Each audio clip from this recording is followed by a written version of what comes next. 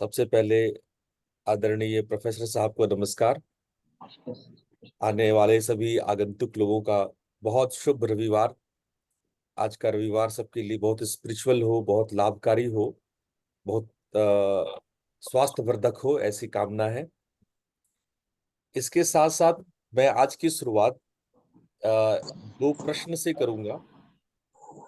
ये दो प्रश्न ऋषमजोत जी ने पूछा है और मैंने उनको प्रॉमिस किया था कि मैं आज इसका उत्तर दूंगा, कमिंग सेशन में इसका उत्तर दूंगा। तो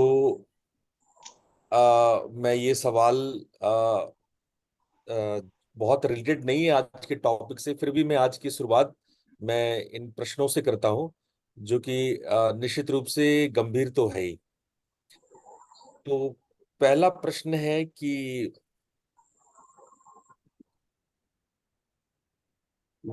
विपर्यय और व्याधि, ये दो शब्द हैं जो योग सूत्र में कई बार आते हैं।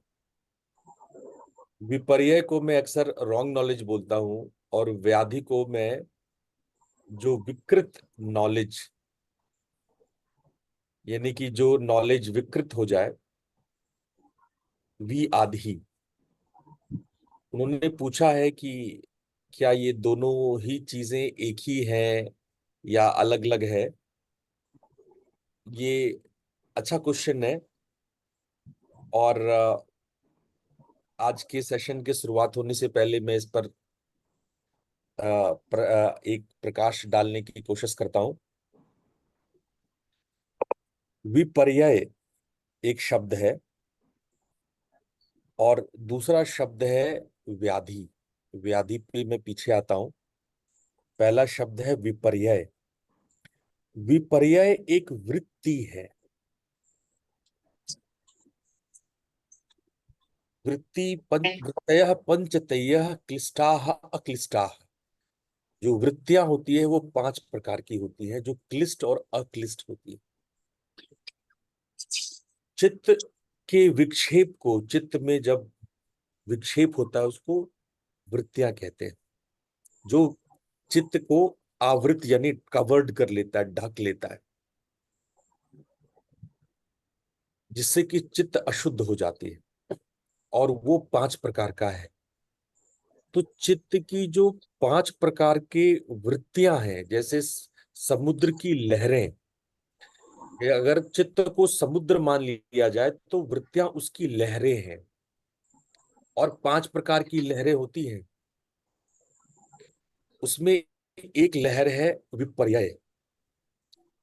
विपर्यय का अर्थ होता है कि जब हम किसी वस्तु को उसी के अनुरूप नहीं देखते, जो जैसा है वैसा हम उसको नहीं देखते हैं। मान लो कि इस किताब को हम किताब न देखें, इस किताब को हम ग्लास देख लें, तो इसको हम लोग कहते हैं विपर्यय। जो है उसको उस चीज के रूप में न देखना, उसको कहा कहा जाता है विपर्यय।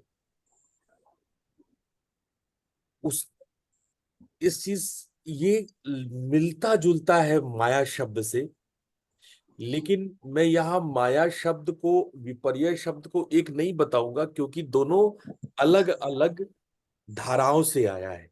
माया जहाँ वैदांतिक धारा है, वहां ब्रह्म और माया की बात है। विपर्यय सांख्य के धारा का शब्द है। इसलिए दोनों एक जैसा होने के बावजूद भी दोनों की परिभाषा में फर्क है। ठीक है।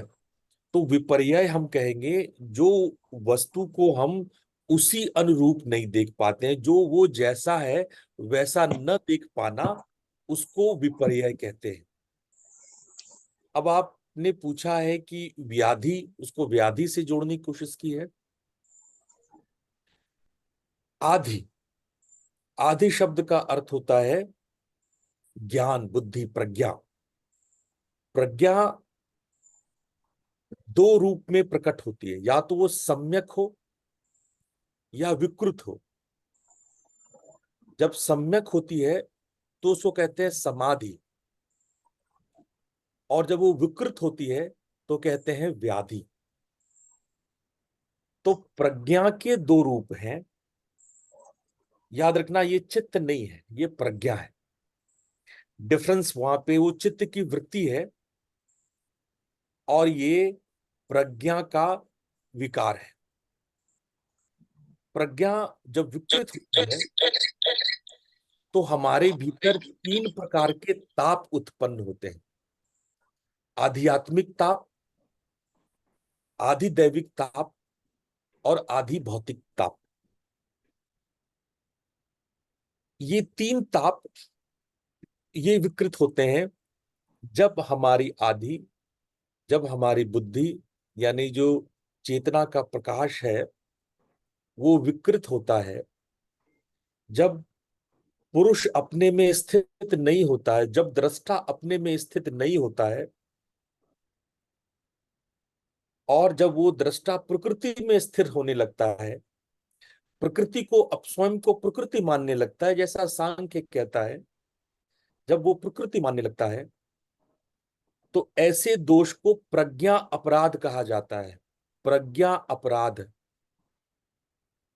तो जो पुरुष की प्रज्ञा ने अपराध किया, वो स्वयं को पुरुष नहीं मान करके प्रकृति मानने लगी, और इस से तीन ताप जनित होता है, तीन प्रकार की तपिश, तीन प्रकार की ऊर्जा हमारे भीतर प्रकट होती है।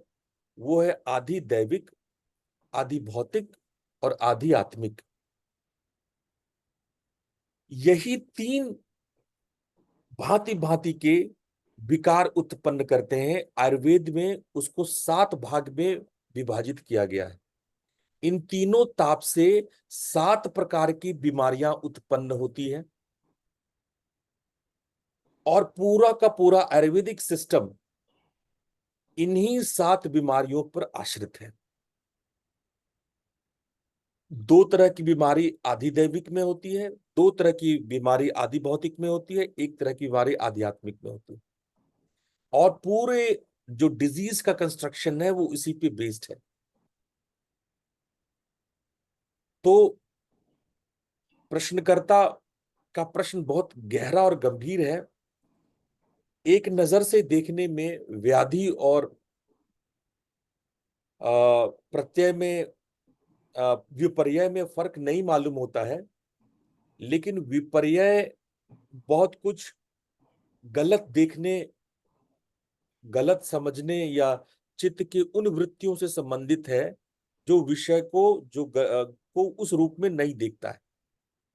लेकिन जो यहाँ जो व्याधि का सवाल है, वो जो हमारी प्रज्ञा विकृत हो जाती है, जो अपराध कर बैठती है, जिससे 3 प्रकार की तपिश उत्पन्न होती है, वो उस पे है। ये दोनों में फर्क है। साथ ही आपने पूछा है शब्द ज्ञान अनुपाति वस्तु शून्य। शब्द के ज्ञान के अनुपात में, रेशियो में, अनुपात मतलब होता है रेशियो। जब ज्ञान हो लेकिन उस ज्ञान के रेशियो में जो हैपनिंग है, जो इवेंट्स है, जो वस्तु है, वो शून्य हो, उसको बोलते हैं विकल्प। ऐसे को कहते हैं विकल्प। विकल्प का मतलब होता है कल्पना करना। जब आप कल्पना करते हैं, आप केवल सोचते हैं, बातें ज्ञान की होती है लेकिन होता कुछ रियल में एग्जिस्ट नहीं होता, वस्तु शून्य। जब रियल में कुछ नहीं हो रहा है, ज्ञान की बातें तो हो रही है लेकिन रियल में ना होना, उसको हम लोग कहते हैं कि वस्तु शून्य। वहां पे वस्तु शून्य है। ठीक है। तो ज्ञान का होना और उस विषय का होना, लेकिन उसका आधार, जो उसका आधार था वही उसी का नहीं रहना, उसको कहते हैं वस्तु शून्य। तो ये विकल्प कहलाता है। ये भी वृत्ति है। आपने पूछा है आज, आपने विपर्यय भी पूछा और विकल्प, ये दोनों वृत्तियां हैं। विकल्प को कहते हैं इमेजिनरी नॉलेज। इमेजिन है, इमेजिनरी है, रियलिटी में वस्तु शून्य है, घटना इवेंट नहीं हो रहा है, सब्सटेंस नहीं है, वहां पे वस्तु नहीं है। जितना ज्ञान है उसकी तुलना में वस्तु नहीं है। तो ये विपर्यय और विपर्यय भी वृत्ति है और विकल्प भी वृत्ति है, ये दोनों वृत्ति है। आई होप आप समझ गए। ये दोनों प्रश्न चूंकि आपने पहले पूछे थे, इसलिए आज क्लास की शुरुआत में ये दोनों प्रश्न ले लिया हमने। अब मैं पुनः आज का सेशन शुरू करूंगा। आज का सेशन जैसा कि आप जानते हैं कि स्वास्थ्य पे होने वाला है। हमारे साथ प्रोफेसर साहब मौजूद हैं और मेरे पास प्रोफेसर साहब की एक किताब है जो मैं आप सबको दिखाना चाहता हूं। स्वस्थ भारत, स्वस्थ भारत किताब आप जरूर मंगवाएं। प्रोफेसर साहब ने इसमें सारी जो व्याधियां जो आज हम लोग डिस्कशन करने वाले हैं, जो इस पूरी सीरीज में डिस्कशन करने वाले हैं, वो ये सारे उन्होंने क्रम से यहाँ पे आप लोगों को आप लोग इसको पढ़ सकते हैं। तो ये किताब मंगवाएं और ये किताब आप पढ़ें।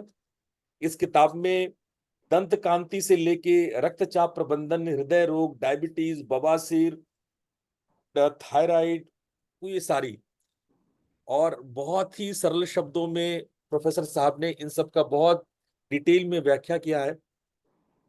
आज मैं चाहता हूं कि आज का सेशन का शुरुआत हम लोग हृदय रोग और रक्तचाप प्रबंधन से करें।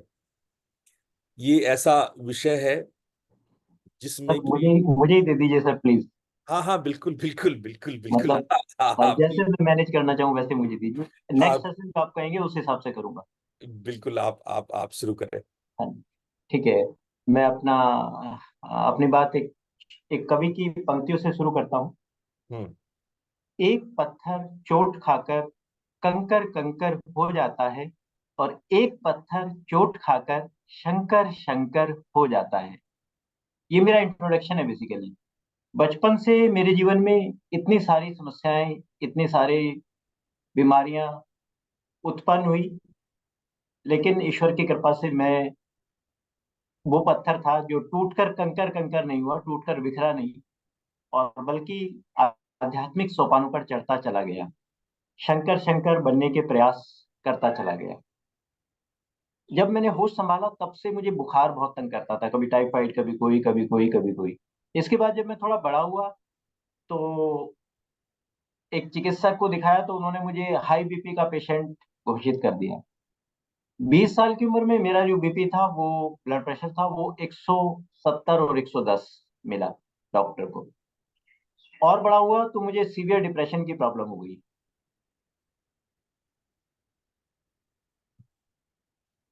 तो इस तरह से बहुत सारी बीमारियों से मैं लगातार जूझता रहा, और मैंने बहुत सारी ऐसी चीजें खोजी जो मेरी लाइफ में बहुत बहुत यूजफुल रही। और आज जो मेरी स्थिति है, मैं 55 साल की उम्र है, मैं मेडिसिन फ्री हूँ। मुझे कभी बुखार में दवाई लेने की जरूरत नहीं पड़ती, कभी होता ही नहीं है वैसे तो, कभी हो जाए साल में एक आध बार तो दवा लेने की जरूरत नहीं पड़ती।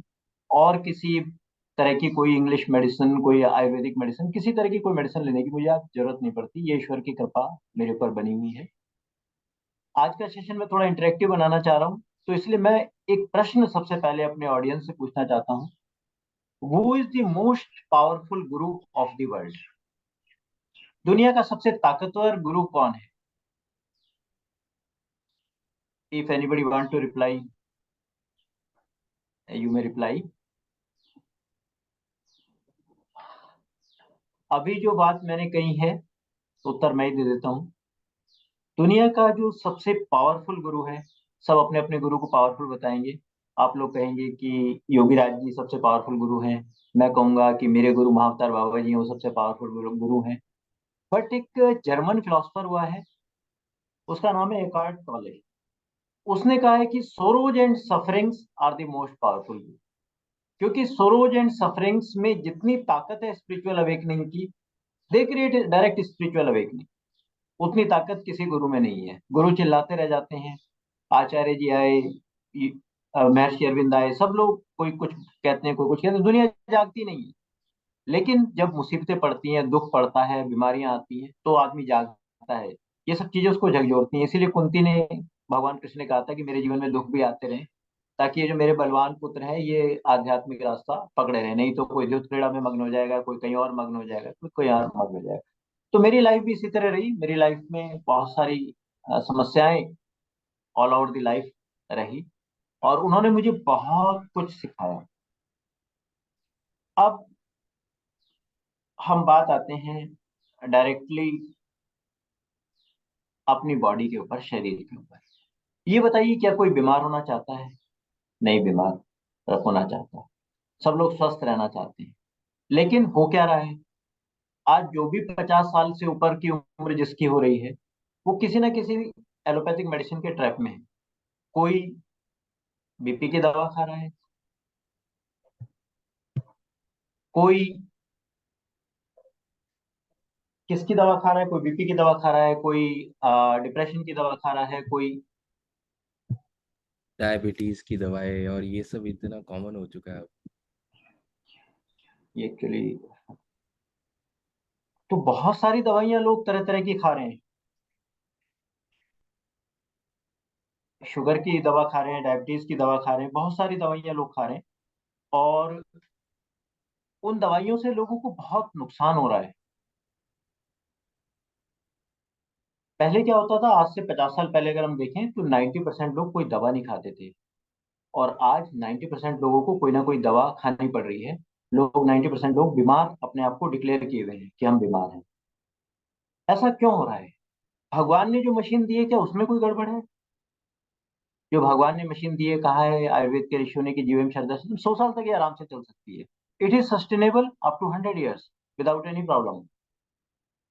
100 years तक ये सस्टेनेबल है ये मशीन। फिर क्या समस्या है कि हम लोग बीमार जल्दी जल्दी पड़ते चले जाते हैं?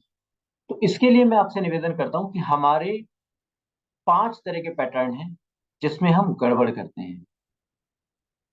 First pattern, eating pattern. आप अपने ईटिंग पैटर्न को सही करिए। दूसरा pattern, breathing pattern. Breathing pattern मतलब सांस लेने का तरीका, उसको ठीक करिए।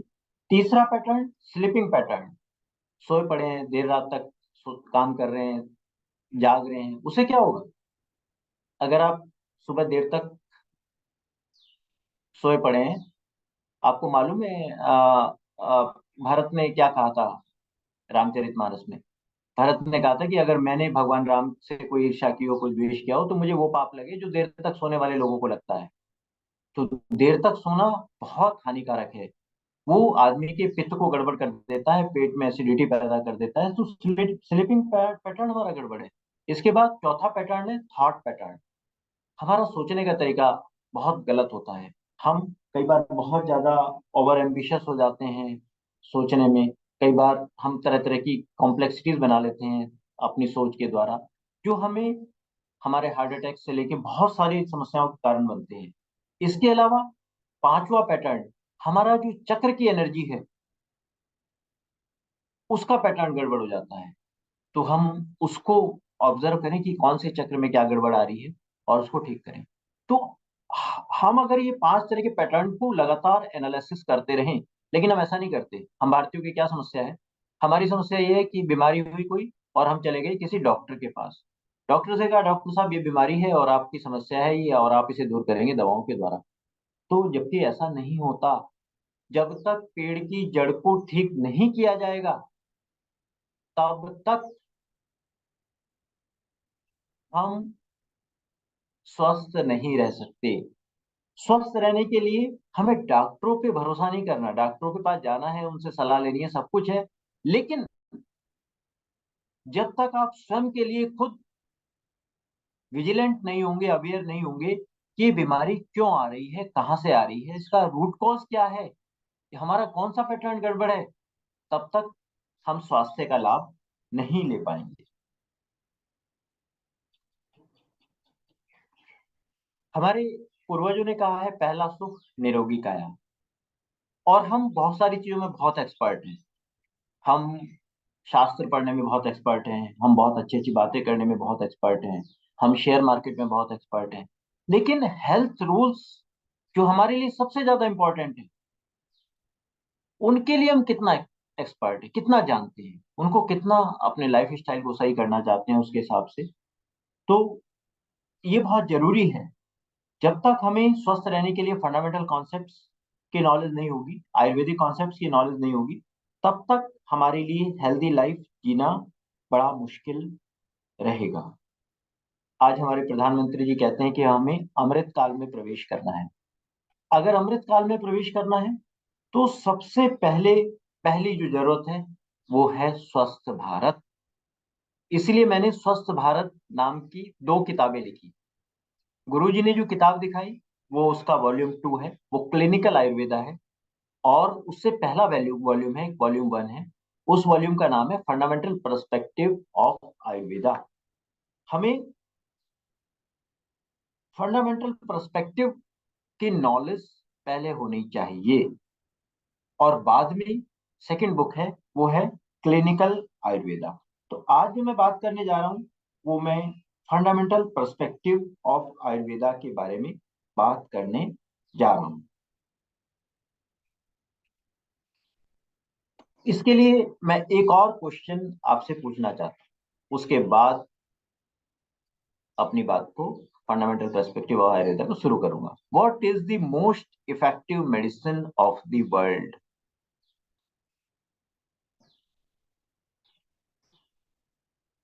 बताइए, दुनिया की सबसे बढ़िया औषधि कौन सी है? कुछ कुछ आ रहे हैं, प्रकृति, सेल्फ, ऑन थॉट। अच्छे रेस्पॉन्स आ रहे हैं। आयुर्वेद इस विषय में एक बहुत ही महत्वपूर्ण चीज कहता है। आयुर्वेद कहता है लंघनम परम औषधम। क्या मतलब हुआ? कि जो सबसे परम औषधि है, सब बीमारियों की दवा है, वो है लंघन। लंघन मीन्स फास्टिंग, इंटरमिटेंट फास्टिंग। और मित्रों, आपको जान के ताजुब होगा कि फास्टिंग पे सबसे ज्यादा काम जापान में हुआ है। सबसे ज्यादा काम। आपको मालूम होगा, तीसरा प्रश्न है मेरा कि सब कहाँ के लोग सबसे ज्यादा दीर्घजीवी होते हैं? कोई इसका आंसर दीजिए। किस जगह के लोग सबसे ज्यादा लंबी आयु जीते हैं? 100 साल से पहले कोई नहीं नीचे टपकता। 100 साल सब उम्र पूरी करते हैं। एक जगह है जापान में, उसका नाम अगर कोई जानता हो लिख सकता हो।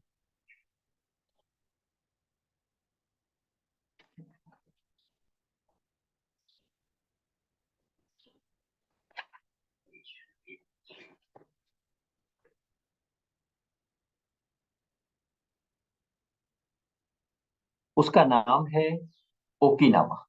जापान में एक जगह है ओकिनावा। एक बार एक गुड़गांव में कॉन्फ्रेंस थी, तो वहां पे एक जापानीज साइंटिस्ट आए हुए थे। तो मैंने सोचा कि ये 90 साल के हैं। भारत के जो आए हुए थे, जो 70 साल से ऊपर के थे, वो 3-4 अपने साथ में सामान ढोने वाले अपने हेल्पर लाए हुए थे। वो 90 साल के थे। तो मैंने उनसे कहा कि सर, 2 सीढ़ी ऊपर जाने था खाना खाने के लिए। तो मैंने कहा मैं आपका बैग ले लूं? कहते नो, मैं अपना बैग अपने आप लेके चलता हूँ, और मेरी ये विशेषता है कि मैं 2 सीढ़ी एक साथ चलता हूँ, 2 पैड़ी एक साथ चलता हूँ। तो मैंने उनका जज्बा देखा, उनका दमखम देखा 90 साल से ऊपर की उम्र में, तो मैं दंग रह गया। तो उनका एक कॉन्सेप्ट है इकिगाई।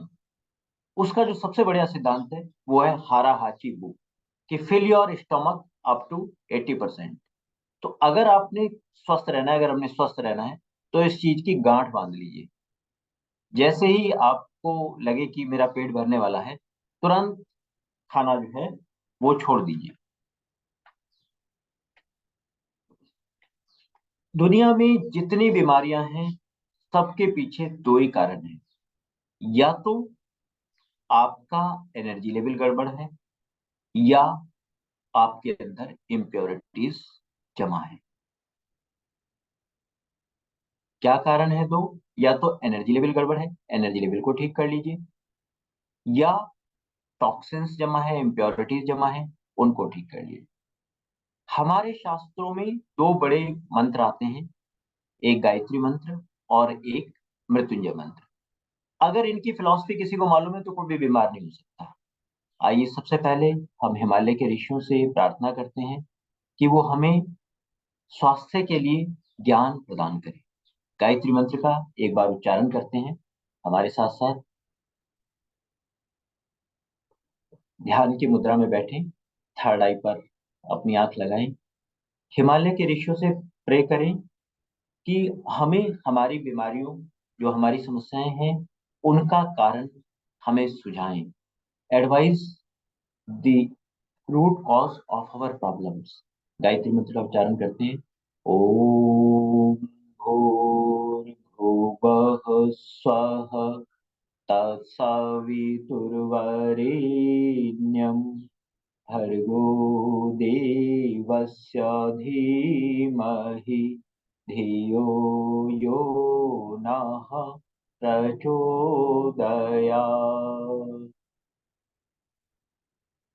आपको मालूम होगा कि गायत्री मंत्र में, अपने नेत्र खोल लीजिए, गायत्री मंत्र में 3 चरण है। पहला चरण है तत्सवितुर्वरेण्यम, इसका क्या मतलब है? दूसरा चरण है भर्गो देवस्य धीमहि, और तीसरा चरण है धियो यो न प्रचोदयात्। भारतवासियों की समस्या क्या है कि हम लोग मंत्र का जाप करते हैं लेकिन उसकी फिलॉसफी को अपनी लाइफ में अडॉप्ट नहीं करना चाहते। अब देखिए, मैं गायत्री मंत्र के तीनों चरणों की छोटी छोटी बातें बताता हूँ। पहला चरण क्या कहता है? तत्सवितुर्वरेण्यम, कि आप सविता के तेज का वरण करिए। किसने वरण किया था सविता के तेज का? सविता के समान तेजस्वी बनिए। किसने वरण किया था? हनुमान जी ने वरण किया था सविता के तेज का। तो क्या हो गए थे? हनुमान जी सूर्य निगल लिया था। सूर्य नहीं निकला था, it is not possible to swallow the sun. उन्होंने सूर्य का तेज निकला था, और तेज निकल करके वो सूर्य के समान तेजस्वी हो गए थे। बचपन में मेरी मेमोरी इतनी ज्यादा तेज थी कि लोग मुझे कहते थे कि आपने किताब घोट कर पी ली। मैं पूरी पूरी किताब याद कर लिया करता था। तो हनुमान जी ने ऐसे ही सूर्य का तेज निकला था।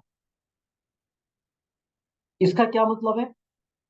तेजस्वी होने का क्या मतलब है कि आपका प्राणमय कोश, आपका एनर्जी लेवल बहुत स्ट्रांग हो रहा है। दूसरी चीज, भर्गो देवस्य धीमहि। पहला सूत्र है सविता के तेज का वरण करिए, सविता के समान तेजस्वी बनिए। दूसरा है भर्गो देवस्य धीमहि, आप देवत्व को धारण करें। देवस्य धीमहि, देवत्व को धारण करें। आपका लाइफ स्टाइल डिवाइन होना चाहिए। अगर आपका लाइफ स्टाइल डिवाइन है तो कभी हार्ट अटैक नहीं होगा लाइफ में। दुनिया में जो सबसे ज्यादा डेथ्स हो रही हैं, what is the most popular reason of the premature death? Net पे देखेंगे तो पहला आएगा हार्ट अटैक्स, कार्डियक अरेस्ट, और दूसरा आएगा मेंटल डिसऑर्डर। कार्डियक अरेस्ट क्या होता है? जिनकी लाइफ में, जिनके सबकॉन्शियस माइंड में कॉम्प्लेक्सिटीज बन जाती है, वो कार्डियक अरेस्ट से मरते हैं। तो अगर हम डिवाइन लाइफ स्टाइल फॉलो करेंगे तो क्या होगा? हमारा जो अनाहत चक्र है वो चार्ज रहेगा, चार्ज। गुरुजी ने हमें कहा था कि हृदय उस पर बात करें। तो हृदय को अगर आपने मजबूत बनाना है, हृदय को मजबूत बनाना है, तो इसके 2 सिंपल फार्मूले हैं। देखिए, हृदय कितनी बड़ी पंपिंग मशीन है। आप जानते हैं हृदय कितनी बड़ी पंपिंग मशीन है? अगर हम अपनी खून की नलियों को एक सीरीज में जोड़ते चले जाएं, सीक्वेंस में जोड़ते चले जाएं, तो आपको मालूम है उनकी लंबाई कितनी होगी? कोई लिखेगा कितने किलोमीटर हो जाएगी उसकी लंबाई, कितने मीटर हो जाएगी? Any answer from audience? खून की नलियों को एक सीरीज में जोड़ते चले जाते हैं, सीक्वेंस में, काट काट कर, कितना लंबा हो जाएगा?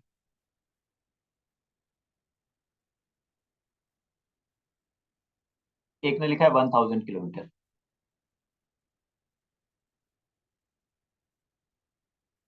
अगर आप नेट पे इसका आंसर खोजेंगे तो आपको मिलेगा अर्थ की सरकमफ्रेंस के 2 से 3 चक्कर वो लगा सकता है। 1000 किलोमीटर तो बहुत कम है, 9 किलोमीटर तो बहुत ही कम है ना। अर्थ की सरकमफ्रेंस के 2-3 चक्कर उससे लगाए जा सकते हैं। तो आप देखिए हार्ट कितनी बड़ी पंपिंग मशीन है। अगर वो इतना ब्लड पंप कर रहा है तो उसको एनर्जी आ कहां से रही है? कोई भी साइंटिस्ट इतनी बड़ी पंपिंग मशीन नहीं डेवलप कर सकता। उसको एनर्जी कहां से आ रही है? उसको एनर्जी आ रही है अनाहत चक्र से। और जैसे ही आपका अनाहत चक्र, हमारा अनाहत चक्र गड़बड़ होगा, वैसे ही समस्याएं हार्ट की शुरू हो जाएंगी। डॉक्टर ही बात नहीं बताएगा। डॉक्टर पे आप जाएंगे, डॉक्टर कहेगा कि आपका कोलेस्ट्रॉल गड़बड़ है, आपका ये गड़बड़ है, आपका वो गड़बड़ है। और डॉक्टर की थ्योरियां हर 10 साल बाद चेंज हो जाती है। आपको मालूम है, अब डॉक्टर्स ने अपनी थ्योरी चेंज कर दी है। वो कहते हैं कि cholesterol is not the reason of the main reason of the heart attack. अब वो कहते हैं calcification is the main reason of the heart attack. आप एलोपैथिक मेडिसिन की समस्या क्या है? आप घुटनों के डॉक्टर पे गए तो उसने कहा जी मेरा जॉइंट्स पेन हो रहा है, वो कहेगा कैल्शियम खा ले, विटामिन डी खा ले। पता चला आपने इतनी कैल्शियम खा ली, इतनी विटामिन डी खा ली कि आपकी जो वेन्स हैं, आर्टरीज हैं, उसमें कैल्शियम जम गया, है ना। तो आप नेचुरल कैल्शियम लीजिए, आप चूने का पानी लीजिए, आप दूसरी चीजें लीजिए, आप प्रवाल भस्म लीजिए, नेचुरल कैल्शियम लीजिए। क्यों आप आयुर्वेद चीजों को नहीं लेना चाहते? एक प्रवाल भस्म आती है, एक मोती पिष्टी आती है, आप उनका सेवन करिए, कैल्शियम की कमी नहीं होगी। विटामिन डी आप जरूर ले सकते हैं कभी कभी, 10 दिन में, 15 दिन में, 20 दिन में, अगर आपको डेफिशिएंसी आती है। अनावश्यक मेडिसिन मत लीजिए। अगर जरूरी होती है टेस्टिंग कराइए तो लीजिए। इंडियन सिनेरियो में क्या है, बुखार होगा, डॉक्टर पे जाएंगे तो हैवी एंटीबायोटिक दे देगा। कमजोरी लग रही है तो दुनिया भर की मल्टीविटामिन और ये सब वो जोड़ देगा। उनके साइड इफेक्ट्स निकलने शुरू हो जाएंगे। कुछ समय तक तो शरीर टॉलरेट करेगा, कुछ समय के बाद वो डिपॉजिट होना शुरू हो जाएंगे और उनके साइड इफेक्ट निकलने शुरू हो जाएंगे। तो मैं हार्ट की बात कर रहा था। जो लोग डिवाइन लाइफ स्टाइल फॉलो करते हैं उनका हार्ट बहुत मजबूत होता है।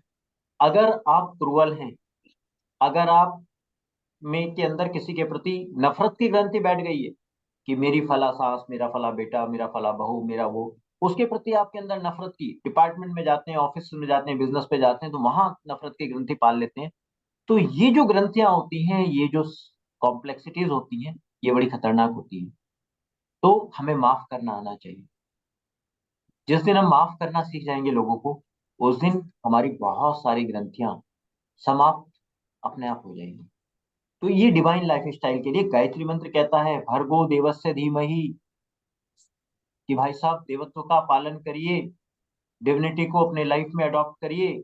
उससे आपका हार्ट मजबूत रहेगा, उससे आपकी पंपिंग मशीन को पूरी एनर्जी मिलती रहेगी। और एक आयुर्वेदिक प्रयोग भी बता रहा हूँ हार्ट हार्ट की मजबूती के लिए। अर्जुन छाल ले लीजिए आप। समस्याएं क्या है हमारे यहाँ? समस्याएं क्या है? जैसे चूर्ण होते हैं, हृदय का चूर्ण हो गया, आयुर्वेदिक कोई भी चूर्ण हो गया, आप क्या करेंगे, बाजार से लाएंगे तो उस पर एक्सपायरी क्या लिखी होगी? 2 साल, 3 साल लिखी होगी उस पर एक्सपायरी। लेकिन अगर आप अर्जुन चूर्ण लेते हैं तो 6 महीने बाद उसमें डिटेरियोरेशन शुरू हो जाता है, डिके शुरू हो जाता है। एक हरिद्वार में आश्रम है शांति कुंज, उसके आचार्य जी हमारे भी गुरु रहे हैं, श्री राम आचार्य जी। उन्होंने एक पैटर्न चालू किया था। उन्होंने एक्सपायरी लिखी थी 6 मंथ सबसे पहले। लेकिन आज वो पैटर्न कोई नहीं फॉलो कर रहा है। आज बाबा रामदेव जी ने एक्सपायरी लिख दी है 2 साल 3 साल, तो सब लोग 2 साल 3 साल उन्हीं के स्टैंडर्ड पे आ गए हैं। तो आप उसकी ताजा छाल लाइए, उसको कूटिए। अगर वो पूरी भी नहीं कूट रही है, दरदरा कर लीजिए और उसको फिर पानी में उबालिए। पानी में भारी तली का बर्तन हो, स्टील का बर्तन हो, भारी तली का बर्तन हो। मिट्टी के बर्तन तो मुश्किल होते हैं, लेकिन आप भारी तली का बर्तन, कम गैस पे उसको उबालिए। और फिर जब वो उबल जाए तो नीचे ले आइए और उसमें गाय का दूध मिला लीजिए और उसको खाली पेट पीजिए। ये बेस्ट आपकी मसल्स को हार्ट टॉनिक है। कई बार क्या होता है, जो मैं करता हूँ तो बताया इसने। वीडियो चल रहा है अभी। अरे उस कई बार क्या होता है कि हमें ऐसा लगता है कि जैसे हमारी धड़कन बहुत तेज हो रही है। हार्ट की जो बीट्स हैं वो कितनी होनी चाहिए? लगभग वो होनी चाहिए बिलो 90, 72 से लेके 90 तक हार्ट बीट होनी चाहिए, पल्स रेट होना चाहिए। अगर इससे ज्यादा जा रहा है तो उसको प्रॉब्लम को क्या कहते हैं, कोई जानता है उसका नाम क्या है? उस प्रॉब्लम को हम कहते हैं टैकीकार्डिया। अगर हृदय ज्यादा तेज धड़क रहा है आपका, 90 से बियॉन्ड जा रहा है, आप डेली उसको चेक करिए जिनको हार्ट का डाउट है कि वो टैकीकार्डिया तो नहीं है।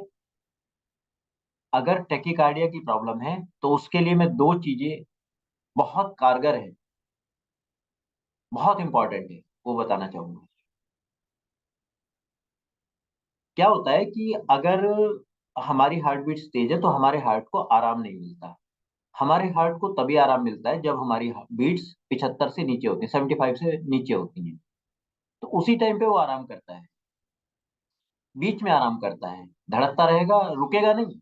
आराम करने का मतलब ये नहीं कि हार्ट रुक गया, धड़कता रहेगा लेकिन धड़कने के बीच में ही आराम कर लेगा वो। 70 उसका एक पूरी वो है, वो मैं अभी कैलकुलेशन नहीं करना चाह रहा हूँ आपके सामने। अभी मैं सीधा बताना चाह रहा हूँ कि टैकीकार्डिया अगर है तो उसके लिए एक सिंपल प्रयोग है। आप पीपल के जैसे आजकल पत्ते आ रहे हैं, वो पत्ते ले लीजिए, 8-10 पत्ते ले आइए पीपल के, और उनको कैंची से थोड़ा ऊपर से काट लीजिए, थोड़ा नीचे से काट लीजिए। पत्ते बहुत कोमल ना हो और बहुत पके हुए भी ना हो, मीडियम टाइप के हों, बीच के हों, ठीक ठाक उनकी ग्रोथ हुई हुई हो पत्तों की। उन्हें लेके उन्हें काट के, और जैसे पानी में उबाल लीजिए उन पत्तों को, 8-10 पत्तों को उबाल करके, जब पानी थोड़ा कम रह जाए, आधा रह जाए, तो ले आइए वापस लेके के, और हल्का नाश्ता करके उसको, जैसे अगर आपके पास में 200 मिलीलीटर पानी है पीपल के पत्तों का उबला हुआ, तो उसको 3 बार में पीजिए। पहले हल्का नाश्ता करके ले लीजिए, फिर 1 घंटे बाद ले लीजिए या 2 घंटे बाद ले लीजिए, फिर ऐसे करके 1-1 घंटे बाद आप ले सकते हैं, 3 बार में पी लीजिए।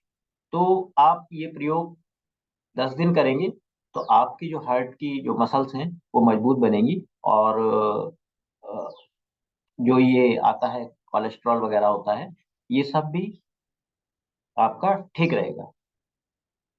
दूसरा चीज, आप अपान वायु मुद्रा जरूर लगाएं। अपान वायु मुद्रा ये होती है, ये जरूर लगाएं, ये आपके हार्ट को आराम देता है। ठीक है, इसमें क्या करते हैं, ये जो पहली उंगली है इसको अंगूठे की जड़ में लगा लेते हैं, नेट पे भी आप चेक कर सकते हैं, ये जरूर लगाएं।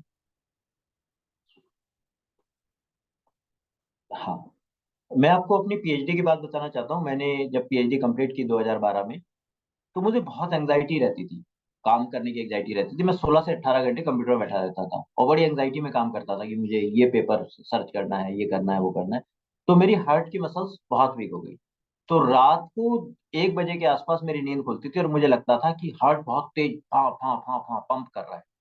तो फिर मैं उस समय तो कुछ जुगाड़ होता नहीं था, तो डॉक्टर को दिखाया था। डॉक्टर ने एक मेडिसिन नेक्सिटो करके सजेस्ट की थी, लेकिन मैं एलोपैथिक हमेशा अवॉइड करता हूँ। तो मैं ये अपान वायु मुद्रा लगा के सो जाता था, तो अपने आप थोड़ी देर में कंट्रोल हो जाती थी। एक बार हमारे यहाँ साधना सत्र चल रहा था, तो एक लड़का पानीपत से था, अंकुश उसका नाम था। वो कहने लगा कि सर मेरे घर से फोन आ रहा है, मेरे फादर को अटैक्स के सिम्टम्स आ रहे हैं। तो मैंने उसको कहा कि, मैंने कहा तुरंत फादर को कहो कि अपान वायु मुद्रा लगाएं।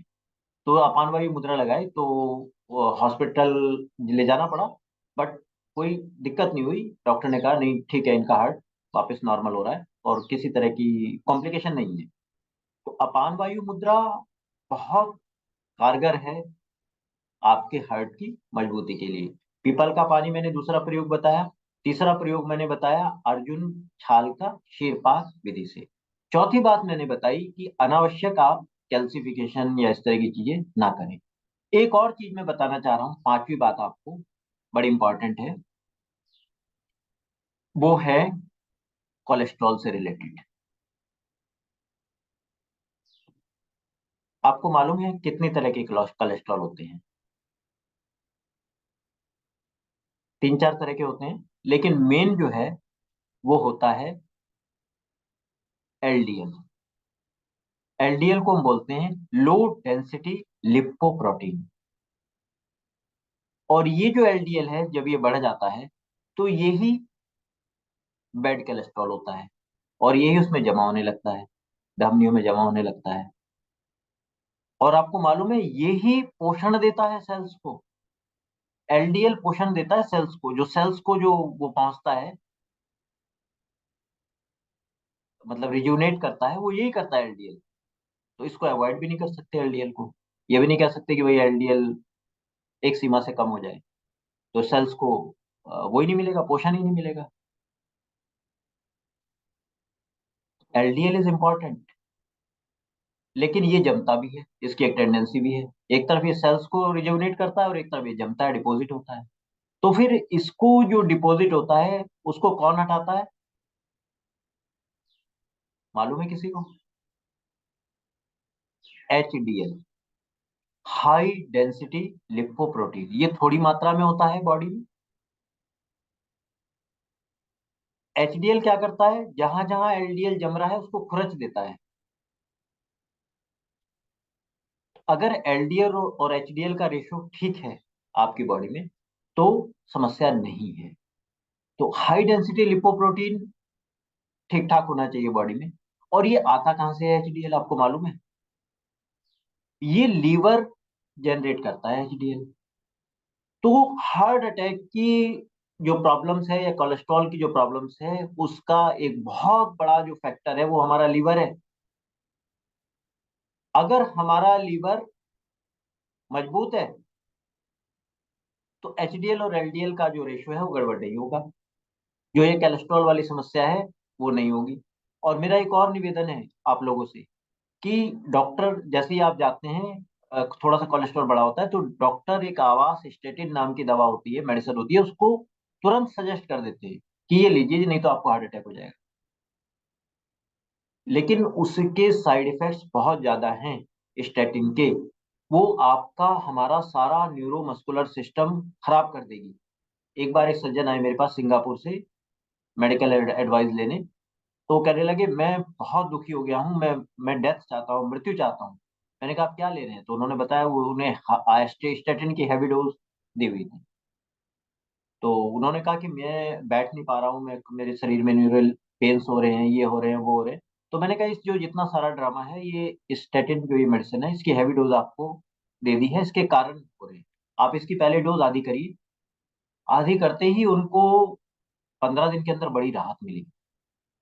मैंने उनसे कहा, मैंने कहा मर तो आप वैसे भी रहे हैं, अगर हार्ट अटैक से मर जाएंगे। वो कहने लगे हार्ट अटैक हो जाएगा अगर इसकी डोज कम करूंगा। मैंने कहा डरिए मत, आप जो तड़फ तड़फ के मर रहे हैं, परेशान होकर मरेंगे, उससे अच्छा है कि, लेकिन आपको हार्ट अटैक नहीं होगा, आप इसकी चिंता मत करिए।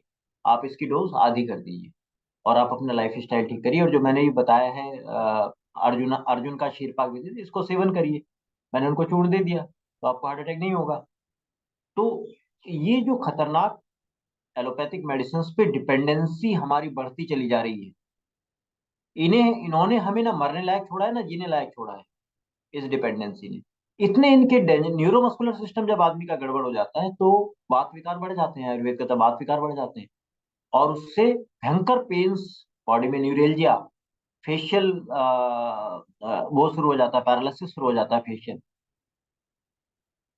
उसको बोलते हैं trigeminal neuralgia, facial paralysis type के सिम्टम्स आने लगते हैं। तो बहुत सारी एलोपैथिक डिपेंडेंसी होने पर समस्याएं पैदा होती चली जाती हैं। और ये क्यों होती है? क्योंकि हमें चीजों का पता नहीं है, हमें सिस्टम का पता नहीं है, हमारी बॉडी कैसे काम करती है हमें पता नहीं है, हमारी बॉडी के भीतर जो 3 मैकेनिज्म है वात पित्त कफ के वो कैसे काम करते हैं वो हमें पता नहीं है। हम सीधा जाते हैं डॉक्टर्स पे जाते हैं और सीधा जाकर के उनसे कहते हैं कि आप हमें दवा दीजिए, हम दवा खाते रहते हैं, जीवन भर दवाएं खाते रहते हैं तरह तरह की। एक दूसरी प्रॉब्लम भी है, जो आयुर्वेद का जो मूल सिस्टम था वो बिगड़ गया, जिस वजह से चीजें असर नहीं करती हैं। एक और समस्या भी है। पहली बात, जितनी रिसर्च आयुर्वेद पे होनी चाहिए थी उतनी नहीं हुई।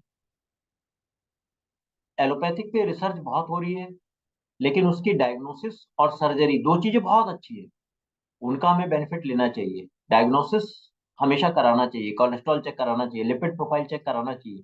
और विशेषकर जो लोग 40-45 साल से ऊपर के हैं उन्हें लिपिड प्रोफाइल 6 महीने में एक बार जरूर चेक करा लेना चाहिए कि भाई क्या आ रहा है लिपिड प्रोफाइल, एचडीएल एलडीएल का रेशो तो नहीं बिगड़ा बिगड़ा हुआ है। अगर रेशो बिगड़ा हुआ है तो आप लीवर को स्ट्रांग करें, क्योंकि लीवर एचडीएल बनाता है, जो एचडीएल बनाता है वो लीवर बनाता है। तो लीवर जैसे जैसे स्ट्रांग होता चला जाएगा आपका, वैसे वैसे वो रेशो ठीक होता चला जाएगा, तो वैसे वैसे कोलेस्ट्रॉल की प्रॉब्लम सही होती चली जाएगी। आयुर्वेद में भी बहुत सारी समस्याएं पैदा हो रही है। देखिए, मैं एक आपको छोटी सी बात बताता हूँ। आप जाएंगे आयुर्वेद के किसी आचार्य पे जाएंगे, वहां पे आपको दुनिया भर के वो मिलेंगे, आशा वारिष्ठ, ये वो सब चीजें, गिलोय का रस, फला का रस, इसका रस। आप ये बताइए कि अगर हम मौसमी का रस पीना चाहते हैं, तो मौसमी का रस निकाल के कितने टाइम बाद उसको, कितने टाइम तक उसको पी सकते हैं? अगर हम मौसमी का रस निकाल करके 10 मिनट से ज्यादा रखे रहते हैं, तो वो बात कारक हो जाएगा, उसमें वायु बढ़ जाएगी। Good answer. 10 मिनट से ज्यादा अगर उसको रखते हैं तो वो खराब हो जाता है। और बाजार में गिलोय का रस, फला का रस, इसका रस, उसका रस, और साथ में क्या, प्रिजर्वेटिव।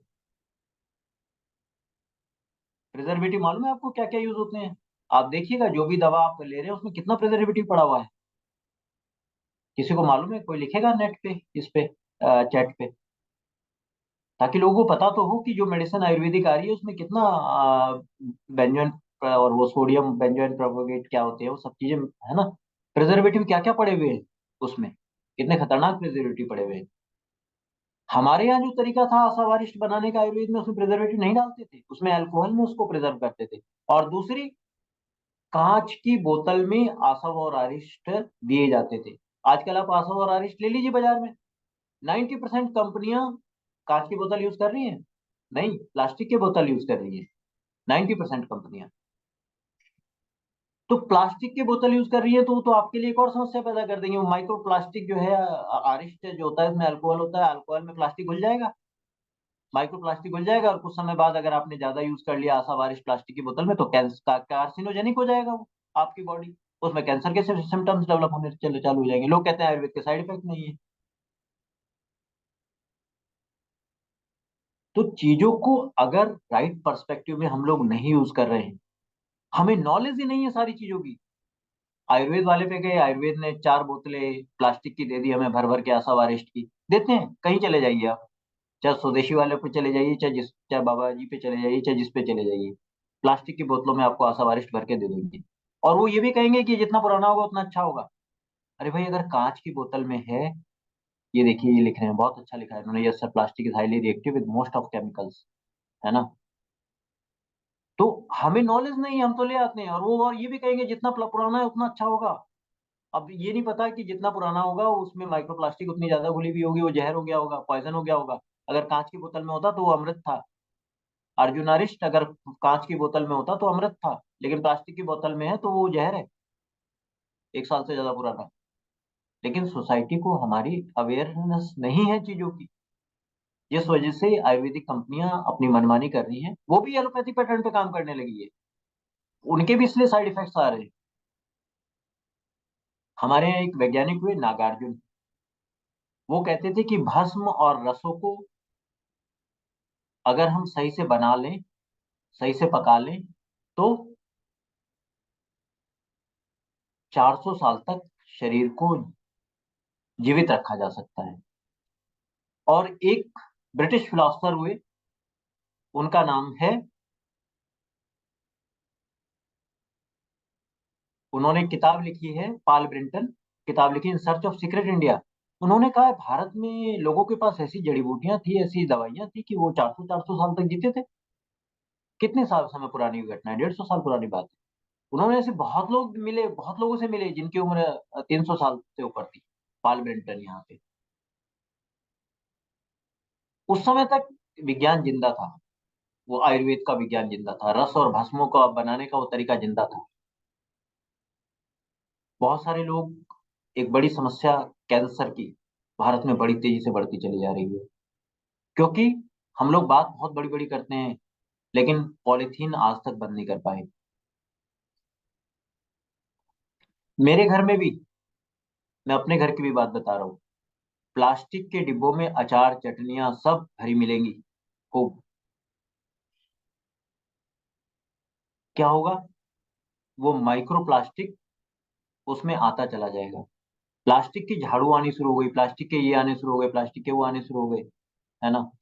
प्लास्टिक के पर्दे आने शुरू हो गए, अरे और छोड़िए, प्लास्टिक के चावल आने शुरू हो गए। आप रेलवे स्टेशन पे जितना कोई भी खाना जो भी फूड आ रहा है ना, उसे खा के पता लग जाएगा आपको, उसमें प्लास्टिक का चावल मोर देन 50% मिक्स है। रेलवे के मैंने कई बार ऑब्जर्व किया, जब रेलवे में हम राजधानी में सफर करते हैं तो या शताब्दी में सफर करते हैं तो खाना आता है उसमें चावल में प्लास्टिक मिला होता है। तो ये कितना डेंजरस हमारे देश में होता चला जा रहा है, कितनी सारी विकृतियां।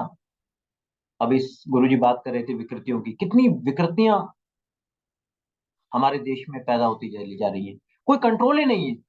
फूड वालों का कोई कंट्रोल नहीं है, वही चीजें विदेश में जाती हैं, वही शहद विदेश में जाता है। आपको मालूम है, शहद की मैं बात बताऊं, ये शहद क्यों गड़बड़ हो जाता है? भारत में वही शहद लोग पीते हैं, वो विदेश में जाके क्यों गड़बड़ हो जाता है? यहाँ पे शहद पालन जितने केंद्र हैं, मधुमक्खी पालन जितने केंद्र हैं, वो क्या करते हैं, गुड़ और चीनी रखते हैं मधुमक्खी पालन केंद्र, ताकि मक्खियां गुड़ चीनी खाएं। गुड़ चीनी खाने से क्या होता है, उनकी जो इम्यूनिटी है वीक हो जाती है। ये पॉइंट बहुत इंपॉर्टेंट है। आपको अभी कभी बुखार हो तो आप गुड़ चीनी नमक छोड़ दीजिए, 3 दिन में बुखार वैसे ही ठीक हो जाएगा। लेकिन प्रयोग करके देखिए पहले, ऐसे ना हो कि आप बहुत तेज मीठा खाते हो, बहुत तेज नमक खाते हो, एकदम छोड़ेंगे तो आपकी बॉडी का ब्लड प्रेशर लो भी हो जाएगा। मैंने 5 साल नमक चीनी नहीं खाया। मुझे क्या हो गया था, मैं शांति कुंज हरिद्वार के एक पुनर्गठन टोली में गया था और आदिवासी इलाके में गया था। आदिवासी इलाके में खूब गर्मी पड़ती थी और वहां कोई जाना नहीं चाहता था। मुझे गुरु प्रेम बहुत ज्यादा, मैं गुरु के लिए सेक्रीफाइस करने की मेरे अंदर बहुत ललक थी कि मैं अपने गुरु का काम करूं। जब नाम आया आदिवासी इलाके में झाबुआ बाजार खरगोन खंडवा में कौन जाएगा, 1995 की घटना है, तो मैंने कहा मैं जाऊंगा। अब पहले ही दुबला पतला शरीर, पहले ही हालत खराब, लेकिन आत्मबल बहुत था, मनोबल बहुत था, नहीं जाऊंगा करूंगा काम। तो उन्होंने कहा टोली वालों ने कि भाई 1 महीने से ज्यादा नहीं रहना। नहीं नहीं, मैं वहां रहूंगा। आदिवासियों ने इतना प्रेम दिया कि मेरा बड़ा अच्छा लगा मुझे। वहां पे गर्मी बहुत होती थी, तो वो लोग कहते थे, एक बार क्या हुआ, मंच पे भाषण दे रहा था, तो देते देते मुझे बेहोशी आ गई। बेहोशी आ गई तो मुझे लेके आदिवासी लोग पानी पूरी का छींटा मारे, हवा हुआ किए। तो कहने लगे, गुरुजी आप पन्ना जरूर खाइए आम का। मैंने कहा चलो खाते हैं, पन्ना खाते हैं आपका। वहां पे पानी ऐसा होता था कि आपको सूंघना पड़ता था कि आपके कपड़ों में ज्यादा बदबू आ रही है, पानी में ज्यादा बदबू आ रही है। पानी स्टोर होता था बहुत पुराना पुराना, तो उससे नहाना पड़ता था। तो उससे क्या हुआ, पन्ना खाने से मेरे कान की हड्डी गल गई। उस प्रॉब्लम को बोलते हैं ईयर ड्रम परफोरेशन और मेस्टोडाइटिस। तो मेरे एक दोस्त थे पीजीआई चंडीगढ़ में उस समय, एक मेरा स्टूडेंट था, उसके जीजा थे। वो कहने लगे, अग्रवाल साहब आप कर क्या रहे हो, आपकी जो हड्डी गली है मेस्टोडाइटिस हुई, सारा ब्रेन गला देगी आपका 10 साल के अंदर। मैंने अपने गुरुजी से पूछा, आचार्य जी से। आचार्य जी जीवित नहीं थे उस समय, मैं केवल उनसे वैसे ही बात करता था, भावों में बात करता था या परावाड़ी में बात करता था। आचार्य से पूछा, मैंने कहा गुरुजी, आचार्य जी इसका क्या, ये जो गल गई है इसका ऑपरेशन करा लूं? कह लगे नहीं बेटा, एक प्रयोग करो। आप ऐसा करो, 3 साल तक नमक चीनी छोड़ो, उसका प्रयोग करो। मैंने जो है 3 साल नमक चीनी छोड़ा। नमक चीनी छोड़ा तो मेरे घर में कोहराम मच गया। मेरे कोई डॉक्टर एलोपैथिक कहने लगे आपकी बॉडी में नमक की कमी हो जाएगी, हो जाएगी, हो जाएगी। तो मैंने कहा चलो कोई नहीं, संडे को थोड़ा नमक चीनी ले लिया करूंगा, थोड़ा ले लिया करूंगा। तो संडे को कभी कभी ले लिया करता था, ताकि घर वालों को संतुष्टि रहे।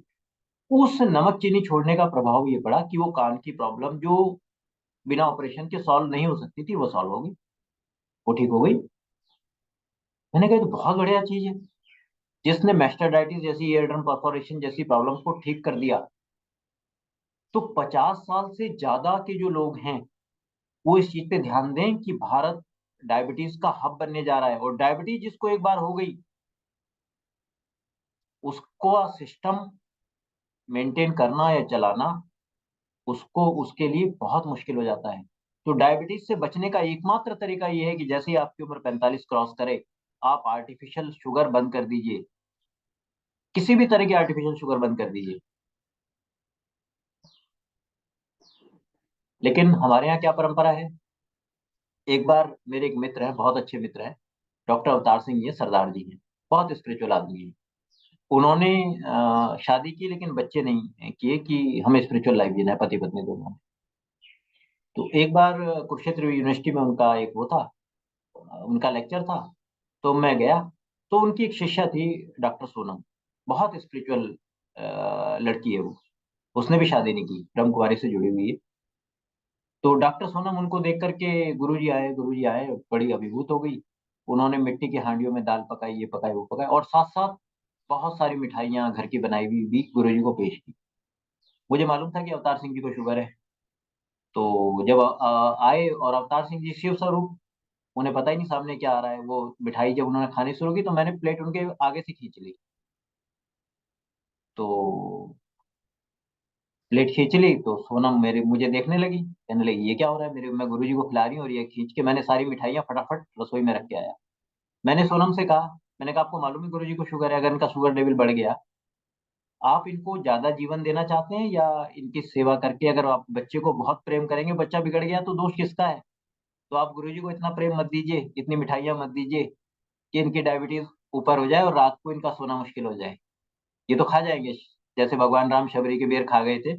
वो नहीं सोचेंगे कि शिष्य का प्रेम है, ठीक है, जो मिलेगा सामने से शिष्य खिलाएगा, प्रेम से खा जाएंगे। लेकिन मैं तो प्रज्ञावान पुरुष यहाँ बैठा हूँ, मेरे सामने प्रज्ञापराध हो जाए, मैं नहीं देख सकता ये प्रज्ञापराध है। अभी गुरुजी बहुत अच्छी अच्छी फिलोसफिकल बातें बता रहे थे प्रज्ञापराध पे, तो ये प्रज्ञापराध हो जाएगा। अगर मैं, तो मैंने गुरुजी से कहा, अवतार सिंह जी से कहा, मैंने कहा या तो मुझे आप यहाँ से छुट्टी कर दीजिए और फिर आप सारी मिठाइयाँ आराम से खाइए जो खाना है, लेकिन मैं अपने सामने आपको मिठाइयाँ नहीं खाने दे सकता। मैं प्रज्ञा अपराध का भागीदार नहीं हो सकता साथ में। तो अवतार सिंह जी कहने लगे, नहीं नहीं, आप हमारा बड़ा ध्यान रखते हैं और आप थोड़ा स्ट्रिक्ट आदमी हैं। मैं अपने घर में भी बड़ा स्ट्रिक्ट रहता हूँ, बच्चों को लेकर स्ट्रिक्ट रहता हूँ कि भाई गलत चीजें मत खाइए। तो बच्चे मेरे से परेशान रहते हैं, वाइफ मेरे से परेशान होती है कई बार कि ये बड़ा स्ट्रिक्ट वो है। तो क्योंकि क्या है, हमारा जो आध्यात्म का स्वरूप है मित्रों, वो स्ट्रिक्ट है बहुत। हम लोगों ने उसको बड़ा सरल बना दिया कि रास लीलाएं सुन लो, कथाएं सुन लो, ये सुन लो। अरे त्याग तब करने की दमखम होना चाहिए बंदे के अंदर, अगर आध्यात्मिक कुछ अच्छा लक्ष्य लिया है ना। तो चलिए, 50 साल से ऊपर के जो लोग हैं वो चीनी त्यागिए। आप किसी नेचुरल वाले पे जाएंगे, वो कहेगा अरे चीनी छोड़ दीजिए, गुड़ के बहुत लाभ है, गुड़ खा लीजिए, ये शक्कर खा लीजिए। नहीं, बिल्कुल नहीं खाइए। आपको नेचुरल शुगर बहुत सारी चीजों में मिल जाएगी, आम से लेके, चीकू से लेके, फल फल से मिल जाएगी। त्याग कर दीजिए, पहले त्याग करिए, 10 दिन त्याग करिए, कि 10 दिन संकल्प लीजिए जो 50 साल से ऊपर के हैं, कि 10 दिन हम चीनी, शक्कर, वो लोग त्यागिए जिनको डायबिटीज नहीं है, वो लोग त्यागिए। डायबिटीज वालों को तो परमात्मा ने बैन लगा ही दिया है, मजबूरी कर ही दी है उनकी, तो उन्हें तो छोड़ना ही पड़ेगा। उनके सामने तो विकल्प ही नहीं है, खाएंगे तो मरेंगे। बड़ा सिंपल है ना। नहीं तो क्या होगा, आपकी जो एलोपैथिक मेडिसिन है, जो मेटफॉर्मिन है या जो गिलसिटाइड है, वो सब उनकी डोज बढ़ती चली जाएगी, है ना। तो पहले ही देख के, जो समस्याएं आ रही हैं उसे देख के पहले ही सावधान हो जाइए मेरे भाइयों, प्रिकॉशनरी स्टेप्स लीजिए। क्योंकि क्या है, एक बार अगर किसी गड्ढे में आदमी गिर गया, किसी ट्रैप में आदमी फंस गया, तो उसको निकालने में क्या होता है, जब कोई कुएं में गिर जाएगा तो रस्सी खींची जाएगी, रस्सी डाली जाएगी, फिर उसके हाथ पैर छिलेंगे, है ना, खून खराबा होगा, दुनिया भर की मशक्कत करनी पड़ेगी, जान बचेगी। तो डायबिटीज जैसे ट्रैप में हम क्यों फंसते हैं, क्यों हम डिफरेंट तरह के ट्रैप्स में फंसते हैं? क्यों नहीं हम ऑब्जर्व करते चीजों को हम ठीक से, ताकि ट्रैप्स में ना फंसे। ट्रैप्स में फंसेंगे। अभी गुरुजी मेरी किताब को दिखा रहे थे कि ये बीमारियां हैं तो ये समाधान है। अरे भाई, बीमारियों के घेरे में हम क्यों फंसे? सावधानी पूर्वक क्यों ना जीवन जिए? आयुर्वेद हमें बीमारियों के सॉल्यूशन जितने देता है, उससे ज्यादा वो हमें चीजों से सावधान रहना सिखाता है, कि भाई ये आप स्टेप्स लीजिए, तो ये सावधानियां जीवन में बरतिए। और मित्रों, मेरे लाइफ के बड़े खराब अनुभव रहे हैं, किसी भी डॉक्टर के और किसी भी वकील के, किसी भी मुकदमे के चक्कर में ना फंसे, और फंसे तो विजिलेंट रहें, नहीं तो जीवन हमारा खराब कर देगा। मुकदमे में भी फंसेंगे, सोचेंगे वकील को फाइल दे दी तो वकील अपने आप सारा काम कर दे, कुछ नहीं करेगा। ऐसे ही डॉक्टर से उम्मीद करेंगे कि वो हमारी लाइफ को ठीक कर देगा, नहीं करेगा, बिल्कुल नहीं करेगा। उसके लिए हमें खुद ही एड़ी से चोटी तक का जोर लगाना पड़ेगा, खुद ही बहुत मेहनत, खुद ही बहुत प्रयास करने पड़ेंगे। तो मैं गायत्री मंत्र के बारे में बता रहा था आपको, बात चलते चलते बहुत सारी अच्छी अच्छी चीजें आ गई। पहला चीज, सविता के समान तेजस्वी बनिए, और दूसरी चीज, देवत्व का धारण करिए।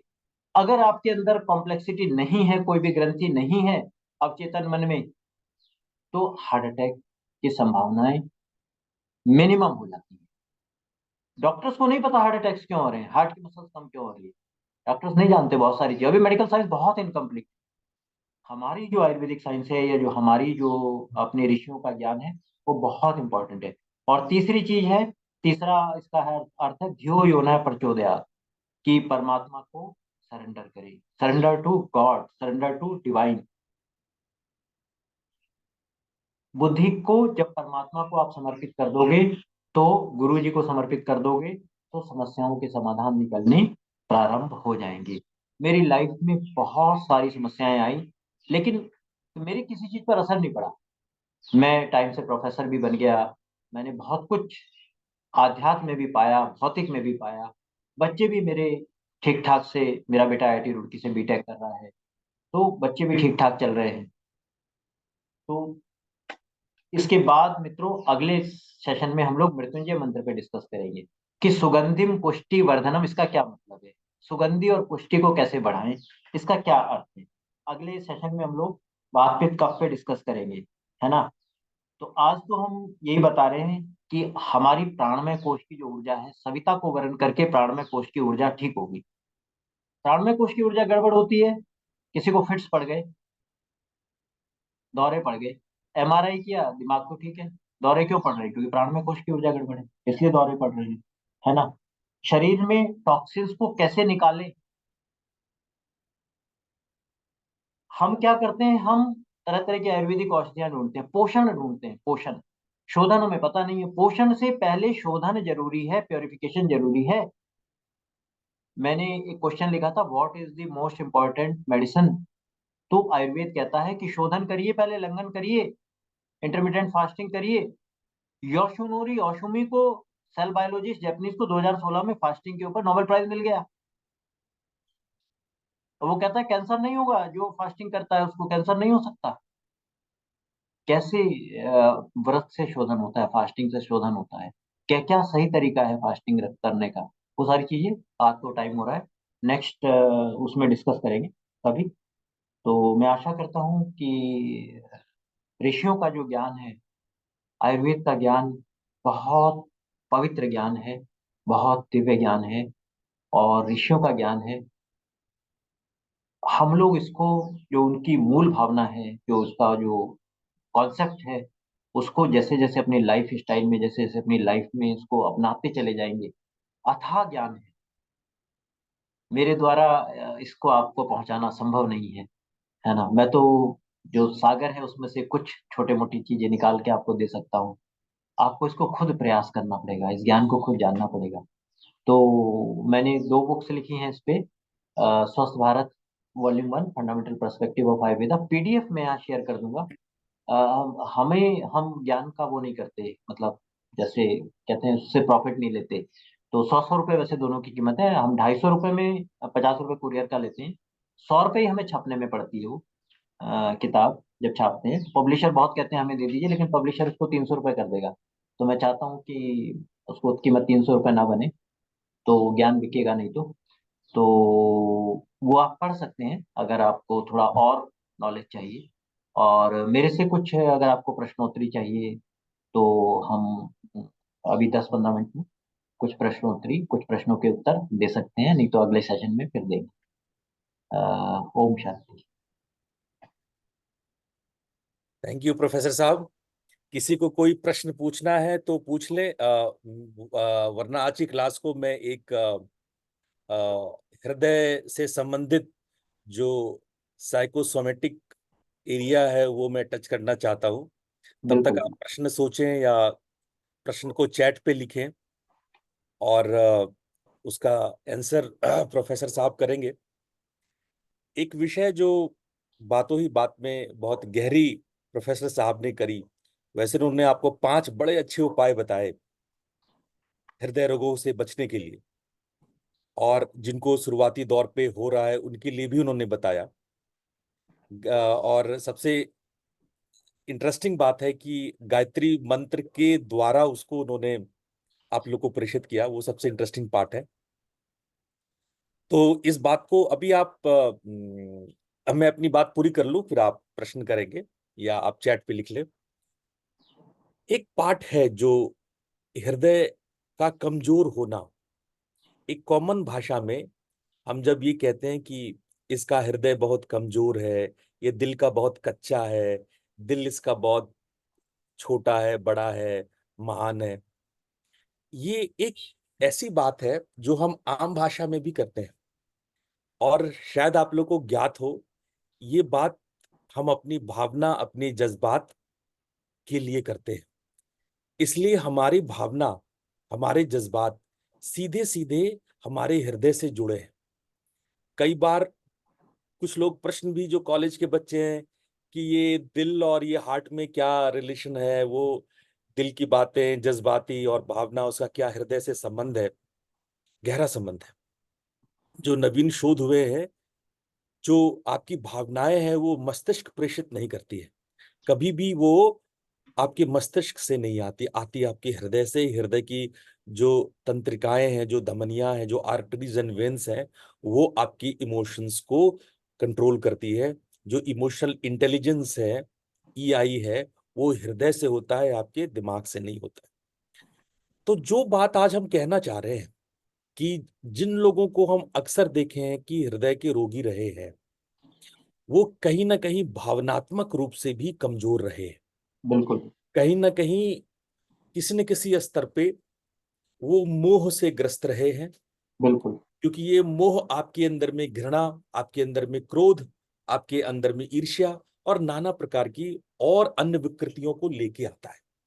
तो प्रोफेसर साहब की बातों को हम ये पूरी करते हुए ये कहेंगे कि अगर हम इस साइकोसोमेटिक पार्ट को भी हम टच कर लें कि भावनाओं का प्रभाव हमारे हृदय पर पड़ता है। आजकल हम देखने में आ रहा है कि कई युवा भी हार्ट अटैक, और हम लोग सारा इल्जाम कोविशील्ड पे डाल रहे हैं और वैक्सीन पे डाल रहे हैं और दूसरी चीजों। हो सकता है उसका कुछ असर रहा हो, उसका कुछ उस संबंध में प्रोफेसर साहब ज्यादा डिटेल में करेंगे कि हाँ वो वास्तव में वैक्सीनेशन रीजन है या ये पॉलिटिकल स्टंट है या और क्या है, नहीं है। पर एक बात तो जरूर है कि मैंने देखा है उन सभी लोगों को जो मेरे सामने हृदय के मरीज हैं या उससे गुजर गए हैं, वो गहरे अर्थों में मोह से ग्रस्त थे। और कुछ एक को तो मैंने समझाया भी है। एक का डेथ हुआ हमारे सामने ही, मैंने उनको कुछ दिन पहले ही समझाया था कि मोह से ग्रस्त मत हो, हार्ट अटैक को आएगा। युवा था, 35 साल का, और उनका देहांत हुआ। हम लोग सारा ठिकरा वैक्सीन पे फोड़ देते हैं, लेकिन कहीं ना कहीं हमारे अंदर की भावनाओं में, जो मैंने शुरुआत में कहा था प्रज्ञा अपराध, ये कहीं ना कहीं अपराध हमें आ गया मोह के रूप में। मोह सकल व्याधि का कारण है। मानस में भी इस बात को गोस्वामी बोल रहे हैं, मोह सकल व्याधि का कारण। मूलन। जितनी भी व्याधि है अब उसका सबसे जो जड़ है वो मोह है। और मोह मैंने सभी हृदय रोगियों में, ये विकृत अवस्था में मैंने देखा है। किसी ने मुझसे प्रश्न पूछा कि मोह में तो हम बिना मोह के नहीं रह सकते, बच्चों से मोह होता है, हम अपने जो स्पॉस के लिए करते हैं, परिवार के लिए करते हैं, तो हम अच्छा डिसीजन नहीं ले पाएंगे यदि मोह नहीं रहेगा तो। गलत स्टेटमेंट है। आपको मैं रिकरेक्ट कर दूं कि आपको अपने परिवार के कर्तव्यों का वहन करने के लिए मोह की आवश्यकता नहीं है। कई बार आपको लगता है कि मोह नहीं रहेगा तो परिवार छूट जाएगा, मोह नहीं रहेगा तो परिवार के प्रति हमारी जो अटैचमेंट है वो खत्म हो जाएगी। नहीं खत्म होगी। आपका कर्तव्य है। आप जब किसी का पति या पत्नी बनते हैं, पुत्र या पुत्री बनते हैं, भाई बहन बनते हैं, और कोई भी रिश्ते नाते में आते हैं, तो अपने साथ कर्तव्यों को, कर्म को लेके आते हैं। कर्म से आप नहीं बच सकते। गीता में भी 4थे अध्याय में भगवान ने कहा आप कर्म से नहीं भाग सकते। कर्म से भाग के कहीं भी जाओगे, कर्म तो आपको करना ही पड़ेगा। सांस लेना भी कर्म है, सोचना भी कर्म है, आप सोचते हो तो भी कर्म है, विचार करके भी आप किसी की हत्या करते हो तो वो भी कर्म है। तो कर्म से आप नहीं बच सकते। कर्म तो आप जिस घर में पैदा लिए हो, जिस परिवार में ब्याए गए हो, जो बच्चे आपने पैदा कर लिए हैं, वो तो कर्म आपके ऊपर है ही, उससे कैसे छूटोगे? वो तो कर्तव्य है आपका। लेकिन हम गड़बड़ी कहाँ, अपराध कहाँ करते हैं? हम मोह पैदा करते हैं, और जब हम वो मोह पैदा करते हैं तो हम अपने कर्तव्यों की बलि चढ़ा देते हैं। बल्कि इसका उल्टा असर होता है। जहां हमें अपने बच्चों को डांटना चाहिए, जहां अपने बच्चों को हमें उसको दिशा देना चाहिए, हम कई बार ऐसे आधुनिक माँ बाप को देखे हैं। आजकल जो फैशन चला है, हम अपने बच्चों को उस वक्त पर अपने मोह के वश में आकर के अच्छी दिशा नहीं दे पाते हैं, उसको हम अच्छे तरीके से गाइड नहीं कर पाते हैं, क्योंकि हमारा मोह सामने आ जाता है। हम अपने मोह के कारण कई बार जो हमें करना चाहिए वो नहीं कर पाते हैं, और मोह हमेशा कर्तव्य में बाधा के रूप में सामने आता है। जब भी आपका धर्म कहता है, आपका कर्म कहता है कि आप ये कर्म करो, ये धर्म करो, मोह वहां पर बाधा बन के खड़ा होता है। और यही गीता का सार है। गीता का शुरुआत यहीं से हुआ है। गीता में मोह बाधा था, हिंसा अहिंसा बाधा नहीं था, मोह बाधा था। और पूरी गीता मोह के लिए कही गई है।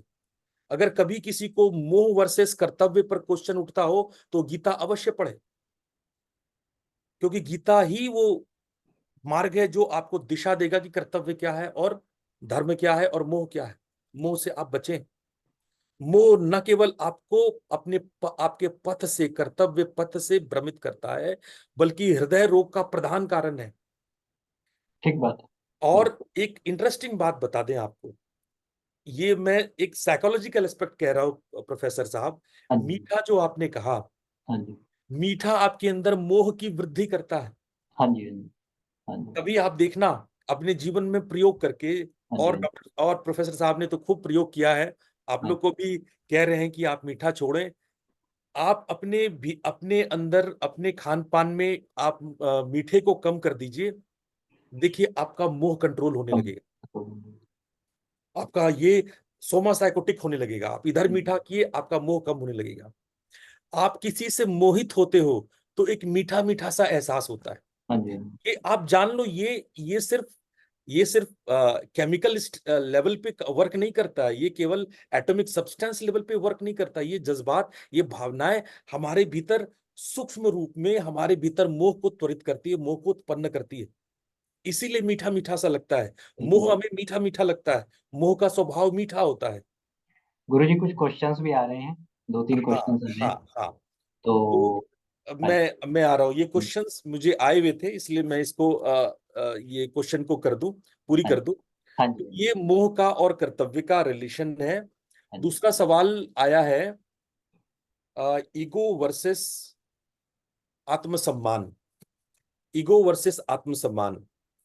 देखो, कोई आदमी अहंकारी और कोई आत्मसम्मान के बीच का रिलेशन समझो। जब आपके व्यवहार से दूसरों को कष्ट होता हो, आप अगर गर्वित है, आत्मगर्वित है, सेल्फ एस्टीम्ड है, सेल्फ प्रेज्ड है, सेल्फ लवर है, लेकिन यदि आपके व्यवहार से दूसरों को तकलीफ हो रही है, दूसरे प्रभावित हो रहे हैं, तो ये ईगो है। हाँ जी। हाँ जी। इस दोनों में फर्क समझो। आत्मसम्मान तब तक है जब तक वो आपके स्वयं में है और आपके स्वयं को प्रोत्साहित कर रहा है। आप स्वयं ऊपर उठ रहे हैं, आप स्वयं महान बन रहे हैं, आप स्वयं ताकतवर बन रहे हैं, तब तक आत्मसम्मान है, सेल्फ रेस्पेक्ट है। लेकिन अगर आपका सेल्फ रेस्पेक्ट दूसरों को प्रभावित कर रहा है, दूसरों को गिरा रहा है, दूसरों को पीड़ा दे रहा है, तो ये सेल्फ रेस्पेक्ट नहीं है, फिर ये इगोइस्टिक इशू है, फिर हाँ ये जी। अहंकार है। हाँ इसलिए दोनों में भेद समझना। जरूर जरूर। अहंकार में और सेल्फ रेस्पेक्ट में, आत्मसम्मान में एक ही फर्क है। आत्मसम्मान आपको ऊपर उठाता है और अहंकार दूसरों को पीड़ा देता है। हाँ जी। यही अंतर है। इस बात को पूर्ण करने के बाद अब मैं और क्वेश्चंस लेता हूं और आप लोग पूछें। समर्थ कुछ क्वेश्चन पूछना चाह रहे हैं। समर्थ ने हैंड रेज किया हुआ है। समर्थ का वॉइस नहीं आ रही है, अनम्यूट करिए समर्थ। बस जी, अब आप अनम्यूट कर सकते हैं। अच्छा। समर्थ जी ठीक है। एमटेक आईआईटी खड़गपुर से हैं और एनआईटी एनआईटी सर, एनआईटी से। एनआईटी हाँ से हैं। जी जी। और इन्होंने अपना जीवन गीता के लिए सेक्रीफाइस किया है। तो जैसे भाई साहब आप बता रहे थे, गुरुजी बता रहे थे कि मोह तो मोह को अगर कम करना है तो धीरे धीरे सरेंडर टू गॉड का अभ्यास बढ़ाते चले जाइए। अपने बच्चों को भगवान को सौंप दीजिए कि ये मेरे बच्चे नहीं, भगवान के बच्चे हैं, मैं तो इनका पालन पोषण के लिए निमित्त हूँ, है ना। तो इस तरह की जब प्रैक्टिस डेली करते रहेंगे कुछ कुछ, तो मोह धीरे धीरे करके कम होता रहेगा। क्योंकि मैं भी बचपन में बहुत मोहग्रस्त रहा हूँ, इसीलिए मुझे severe depression, high blood pressure, ये वो सब चीजें बहुत सारी हुई है। तो मैंने बहुत सारी इस तरह की चीजें अडॉप्ट की, बच्चों को भगवान पे छोड़ने की और सारी चीजें करने की, तो जिससे मोह धीरे धीरे करके कम हुआ और आध्यात्मिक विकास हुआ। तो समर्थ जी आप प्रश्न करिए। दो जी प्रश्न सर, और आए हैं, दो प्रश्न मेरा आंसर करिए।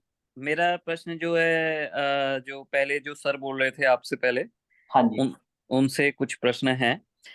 जब आज का लेक्चर अटेंड किया था तो वो बता रहे थे, जब हमारी जो प्रज्ञा जब अपने को आत्म स्वरूप में ना जान करके प्रकृति के रूप में अपने को मानती है, तो तीन प्रकार के दोष उत्पन्न होते हैं: आध्यात्मिक, अधिदैविक, अधिभौतिक।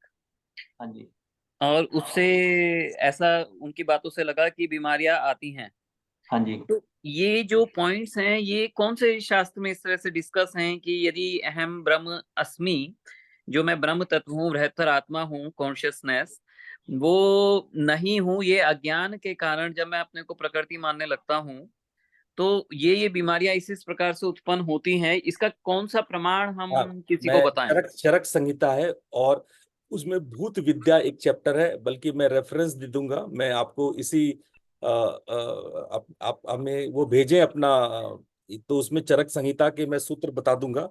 ये गुरु सारे जी मैं भेज दूंगा इनको, मैं चरक भेज दूंगा संहिता से इनको, लीक आप हुई है। मुझे भेज दीजिए। हाँ, आप मुझे चरक संहिता से लीक।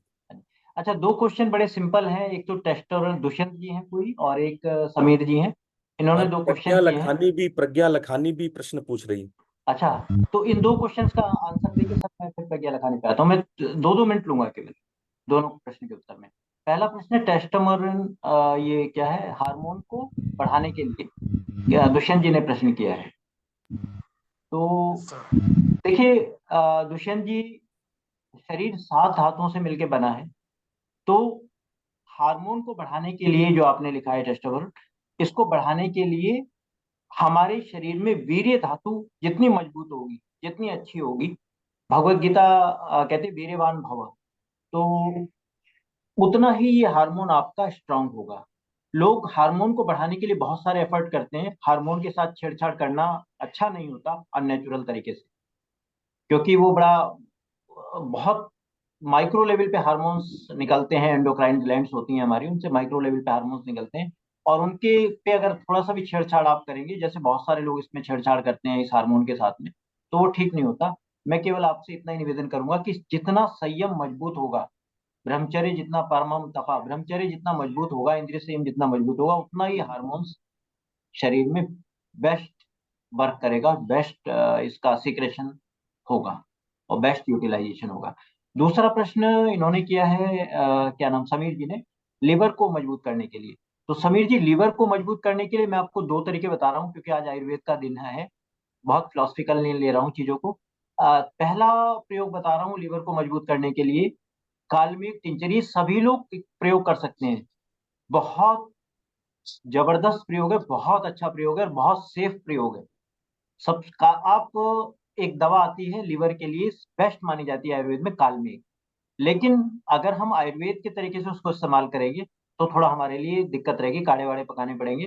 तो होम्योपैथिक वाले इसका बहुत अच्छा वो कर रहे हैं, यूज कर रहे हैं। आप होम्योपैथी की दुकान पे जाइए, कालमेघ टिंचर ले लीजिए। हमारे सभी दर्शक इसको नोट करें, सुन ले, कालमेघ टिंचर एंड्रोग्राफिक्स पेनिकुलेटा, बॉटेनिकल नेम है उसका, वो ले लें। और ले करके उसे कहीं सस्ते वाला दे दीजिए, हमें जर्मन नहीं चाहिए, इंडियन दे दीजिए, सस्ते से सस्ता दे दीजिए, हो कांच की बोतल में। ये ध्यान रखिए, प्लास्टिक की बोतल आजकल होम्योपैथिक वाले भी लाने लगे हैं, उसमें ना हो। तो उसकी 8-10 बूंद बड़ा और 3-4 बूंद बच्चा, 1 कप पानी ले लीजिए, 100 ml पानी ले लीजिए, 50 ml पानी ले लीजिए, सादा पानी ले लीजिए, सुबह खाली पेट वो 8-10 बूंद उसमें डालिए, ड्रॉप्स डालिए, और उसको खाली पेट ले लीजिए। और उसके 1 घंटे बाद तक, आधा घंटे बाद तक कुछ भी मत खाइए। तो ये काल्मिक टिंचर आप 10 दिन तक प्रयोग करिए। आपका लिवर, लिवर की एक विशेष बात यह है कि लिवर ना जल्दी खराब होता और ठीक होने में थोड़ा टाइम लेता है। जब लंबे समय तक उस पर अत्याचार किया जाता है, लिवर पे टॉर्चर किया जाता है, तो खराब होता है और टाइम लेता है धीरे धीरे। लेकिन लिवर टाइम के साथ साथ हील होना शुरू हो जाता है। दो तरह के टिश्यूज होते हैं, एक वो होते हैं जैसे डेंटल मसूड़ों के टिश्यूज हैं, मसूड़ों को इंग्लिश में क्या बोलते हैं, मसूड़ों के जो टिश्यूज हैं वो अगर खराब हो गए तो जल्दी ठीक नहीं होंगे। ऐसे ही अगर आपके पैंक्रियाज के टिश्यू में एक बार चले गए तो दोबारा रिजुविनेट नहीं होंगे। लेकिन जो लिवर है वो आराम से रिजुविनेट हो जाता है। लिवर की बहुत अच्छी क्वालिटी है। लोग क्या करते हैं, ट्रांसप्लांट कर देते हैं, आधा लिवर काट के दूसरे में लगा देते हैं, तो उसका भी हील हो जाता है, उसका भी हील हो जाता है लिवर, दोनों का लिवर हील हो जाता है। तो लिवर एक हीलिंग मतलब रिजुविनेशन इसका वापस आ जाता है, रिजनरेट हो जाता है लिवर। तो कालमेघ का प्रयोग करें, टिंचर का, ये 10 दिन तक प्रयोग करें। और अगर थोड़ा स्ट्रांग प्रयोग करना चाहते हैं, वो थोड़ा स्ट्रांग है लेकिन बहुत इफेक्टिव है, बाजार से कुटकी चिरायता ले लें। कुटकी चिरायता को थोड़ा सा लेकर के रात को भिगो दें। रात को भिगो करके बहुत थोड़ा भिगोइए, पानी में भिगोइए, और सुबह उसको खाली पेट कुटकी चिरायते का सेवन करिए। इससे क्या होगा, कालमेघ टिंचर के इस प्रयोग से या कुटकी चिरायते के प्रयोग से आपका बहुत प्योरिफिकेशन हो जाएगा, बॉडी का ब्लड का प्योरिफिकेशन हो जाएगा। बहुत दोनों बहुत अच्छे प्योरीफायर है। कालमेघ टिंचर धीरे धीरे काम करता है, और कुटकी चिरायता को ज्यादा प्रयोग नहीं कर सकते आप, 5 डेज से ज्यादा प्रयोग नहीं कर सकते, क्योंकि ये खतरनाक चीज है, बहुत जल्दी काम करता है, बहुत स्ट्रांगली वर्क करता है बॉडी में कुटकी चिरायता। तो ये दो प्रयोग मैं बता रहा हूँ, इससे आपके लीवर जो है वो कुटकी चिरायते के प्रयोग 3 महीने में कर लीजिए। और कालमेघ किसी को भी कर सकते हैं, बच्चे बड़े किसी को भी आप दीजिए कालमेघ टिंचर। बस ड्रॉप्स बच्चों को आदि कर दीजिए। बच्चों को जो इन्फेक्शन बार बार होता है, बीमारियां जल्दी जल्दी होती हैं, ये नहीं होंगी कालमेघ टिंचर के प्रयोग से। एकदम सेफ प्रयोग है कालमेघ टिंचर का। कुटकी चिरायता का किसी की एडवाइस से कर सकते हैं, थोड़ा पढ़ पुढ़ के कर सकते हैं, ऑब्जर्व करके कर सकते हैं कि हमें कितना सूट कर रहा है, क्योंकि ये लूज मोशंस क्रिएट कर देता है कुटकी चिरायता, दस्त लगा देता है। तो कहते हैं आयुर्वेद में वमन विरेचन, विरेचन मतलब दस्त लगाना। तो आयुर्वेद के बहुत सारे वैद्य कुटकी चिरायते का प्रयोग करते हैं दवाई देने से पहले। जब उसके बीमारी की दवा देंगे उससे पहले कुटकी चिरायते का सेवन करा देंगे ताकि दस्त लग जाए। तो दस्त से आदमी घबरा जाता है कि ये क्या हो गया अचानक से, मुझे दस्त क्यों लग गई, है ना। तो और कोई? ये कालमेट टिंचर जो आप बता रहे हैं, हाँ जी, हाँ जी। ये मतलब कितने दिन तक लेना है? इसको आप 10 दिन तक ले सकते हैं, 20 दिन तक ले सकते हैं, सेफ मेडिसिन है। हाँ, क्योंकि ये फैटी लीवर मतलब कुछ समय बाद अपने आप फैटी लीवर का ये सुनने में आता है कि फैटी लीवर हो गया जी, फिर आप सबसे सही हो पहले गए दवाई सबसे पहले ली। जो लीवर गड़बड़ होता है ना, जो लोग मीठा, अगर फैटी लीवर है तो सबसे पहले मीठा बंद कर दीजिए, आपका फैटी लीवर नहीं होगा। फैटी लीवर की जड़ वो नहीं है, घी नहीं है, फैटी लीवर की जो जड़ है वो मीठा है। समझ रहे हो? डॉक्टर क्या करता है, डॉक्टर मीठा नहीं बंद करता, डॉक्टर वो बंद करता है, घी बंद करता है ना। तो थोड़ी मात्रा में हमें फैट चाहिए होता है बॉडी को। मीठा बंद कर दीजिए, आर्टिफिशियल फैटी लिवर बिल्कुल नहीं होगा। जिनको फैटी लिवर है देख लीजिए, आप 40 दिन बंद करके देख लीजिए। आप दूध के प्रोडक्ट बंद कर दीजिए 40 दिन, जिनको फैटी लिवर है, जैसे पनीर हो गया, ये हो गया, ये सब कम कर दीजिए, बंद कर दीजिए, वीगन डाइट पे आ जाइए, है ना। तो फैटी लिवर की समस्या एकदम खत्म हो जाएगी। और दूसरा, ये काल्मिक टिंचर का प्रयोग करिए, फिर फैटी लिवर कम हो जाएगा। मेरी बेटी है 22 साल की, उसको पिछले साल फैटी लिवर हो गया था, और उसको 24 घंटे के अंदर 40 वॉमिटिंग हुई। डॉक्टर ने हाथ खड़े कर दिए थे, कहते हैं तुरंत एडमिट कराओ। तो वो थोड़ा खाने में असंयम करती है, ज्यादा गड़बड़ करती है। तो मैंने कहा नहीं, हम घर पे ठीक करेंगे। तो लेकिन जैसे ही मैं उसको काल्मिक टिंचर देता था वो वॉमिट कर देती थी। तो फिर मेरे दिमाग में डिवाइन पावर्स ने एक सुझाव दिया। उन्होंने एक बहुत अच्छा सॉल्यूशन दिया उसका। तो मैं अस्पताल में गया, सरकारी अस्पताल में, मैंने कहा इसको आप पेरिनॉर्म की ड्रिप लगाइए। तो जैसे ही पेरिनॉर्म की ड्रिप लगानी शुरू हुई, उसको हल्की नींद आनी शुरू हुई। मैंने तब काल्मिक टिंचर उसके मुंह में वो डाइल्यूट करके डाल दिए। तब वो नींद के झोंके में उसको डाइजेस्ट कर गई। एक बार जैसे ही डाइजेस्ट कर गई, तैसे ही उसका जो एसजीपीटी एसजीओटी था वो 700 से अबव आ रहा था। डॉक्टर कहने लगे रिस्की है और आप इसको एडमिट करा दीजिए किसी बड़े हॉस्पिटल में ठीक से। मैंने जैसे ही वो काल्मिक टिंचर 2 डोज डाइजेस्ट किए उसने, सुबह शाम 2 टाइम इंजेक्शन लगवाया पेरिनॉर्म के, सुबह शाम, वैसे ही उसका अगले दिन जब कल वो चेक करा एसजीपीटी, वो 500 से नीचे आ गया। तो काल्मिक टिंचर का इफेक्ट मैंने इतना जबरदस्त देखा इस चीज में। तो नहीं तो उसको 10 दिन एडमिट करना पड़ता, और पता नहीं क्या क्या वो डॉक्टर लोग उसको चढ़ा देते। और उससे केवल काल्मिक टिंचर उसको मैंने दिया 10 दिन तक, और खाने में केवल एक वैद्य जी आए थे, गुरुजी लाए थे। उन वैद्य जी का मैं बहुत आभार प्रकट करना चाहता हूँ। उन्होंने मुझे एक तरीका बताया था कि उन्होंने जनरल बताया था कि परवल की सब्जी खाइए, जौ की रोटी खाइए। तो मैंने उसको केवल लौकी, तोरी, परवल दिया 10 दिन तक कालमिक टिंचर के साथ, और कुछ नहीं दिया। बहुत हल्का सा नमक डाल के, केवल 10 डेज। हॉस्पिटलाइज रहती तब भी हमारे लिए बहुत सिरदर्दी होती। तो उससे उसका जो वो था, वो 10 डेज बाद 100 के नीचे आ गया SGPT SGOT। तो हमारे जान में जान आई कि भाई अब ये लड़की जो है कंट्रोल में आ गई है, अब इसका जो SGPT SGOT है कंट्रोल में आ गया है। तो जो आप कह रहे हैं, तो ये काल्मिक टिंचर आप लंबे समय तक भी यूज कर सकते हैं। अगला प्रश्न जो प्रज्ञा लखानी जी का है वो है कि उनकी 20 वर्ष की बेटी है जिनको PCOS है और उनको पीरियड्स नहीं आते हैं या आ रहे हैं, पीरियड्स नहीं आ रहे हैं, तो इसके लिए कुछ सुझाव दे सकते हैं? इसके लिए नॉर्मली गाजर के बीज यूज किए जाते हैं पीरियड्स लाने के लिए। तो बाकी मैंने इन चीज़ों पे बहुत एक्सपेरिमेंट्स, लेडीज की प्रॉब्लम पे बहुत एक्सपेरिमेंट नहीं किए हैं। तो एक बार नेट पे देख लीजिए, अगर गाजर के बीज सही मिल जाते हैं कहीं से, और उसको उबाल के उसको यूज करिए, उसको दीजिए। तो वैसे चेक करा लीजिए कोई हार्मोनल या कुछ कुछ उस तरह की प्रॉब्लम तो नहीं है। क्या है, ऐसा क्यों हो रहा है कि मतलब टाइम पे पीरियड नहीं आ रहे हैं, बिल्कुल पीरियड नहीं आ रहे हैं, या क्या है चीजें। वो ठीक है। PCOD है क्या? जो टर्म है वो PCOD है? हाँ जी, हाँ जी। PCOS लिखा है इन्होंने, हाँ, पर हो सकता है। की वजह से सर आ ही नहीं रहे हैं, आ ही नहीं रहे हैं।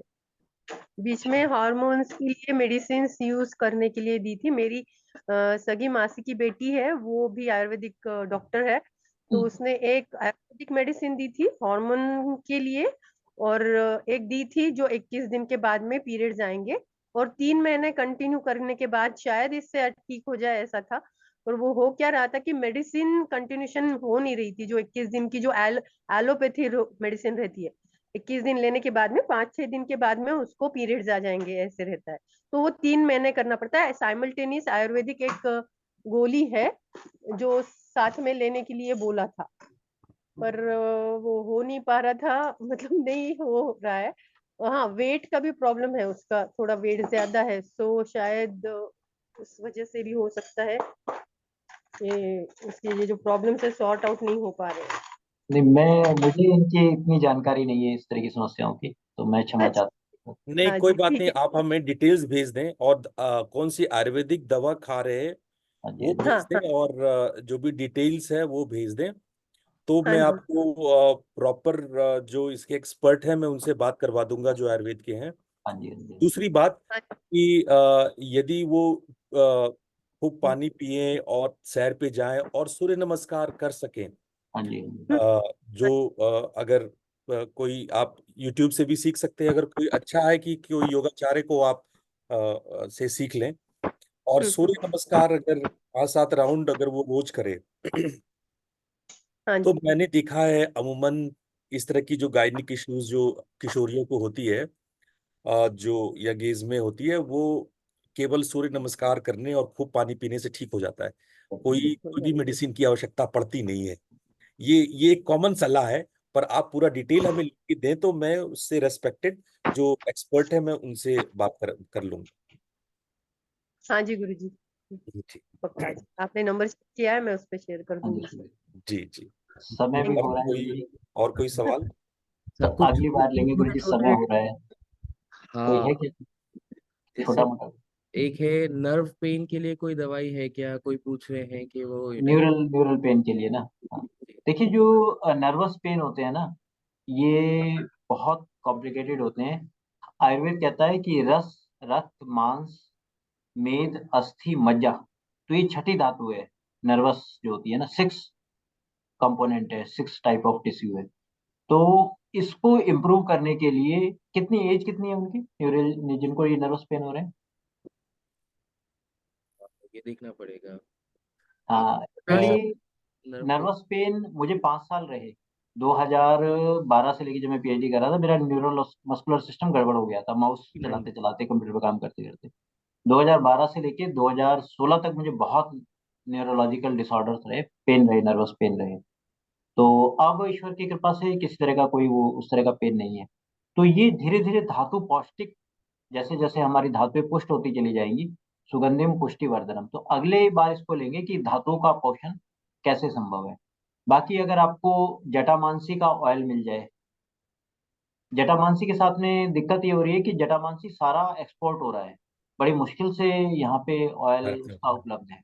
जटामांसी ऑयल जो होता है, जटामांसी का तेल, वो नर्वस सिस्टम को बहुत मजबूत करता है, स्ट्रेंथन करता है। मैंने अपनी बेटी को बहुत दिया, उसका भी नर्वस डिसऑर्डर था बहुत ज्यादा बेटी को, तो इसकी एक बहुत अच्छी औषधि है।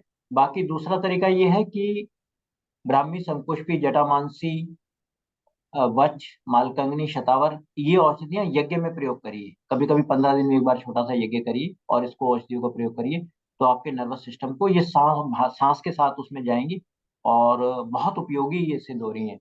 तो मैं इसी का प्रयोग करता हूँ अपने नर्वस सिस्टम को मेंटेन करने के लिए। 15 दिन में एक बार जरूर इन औषधियों के साथ यज्ञ करता हूँ।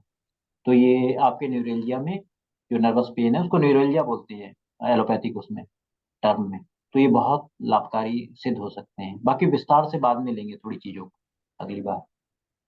हाँ, समय का अभाव है, हम लोग आज का सेशन आज यहीं पूर्ण करेंगे। फोन कर जो दीजिए। सवाल है आप लोग पहले ही लिख के दें ताकि हम लोग उसको उस प्रोग्राम के शुरुआत में ले सकें। हाँ तो जी। जो भी है आप हमें पहले लिख के दे दें, हाँ भेज जी। दें। हाँ जी। और हम लोग गुरुवार की शाम को 8 बजे फिर मिलेंगे।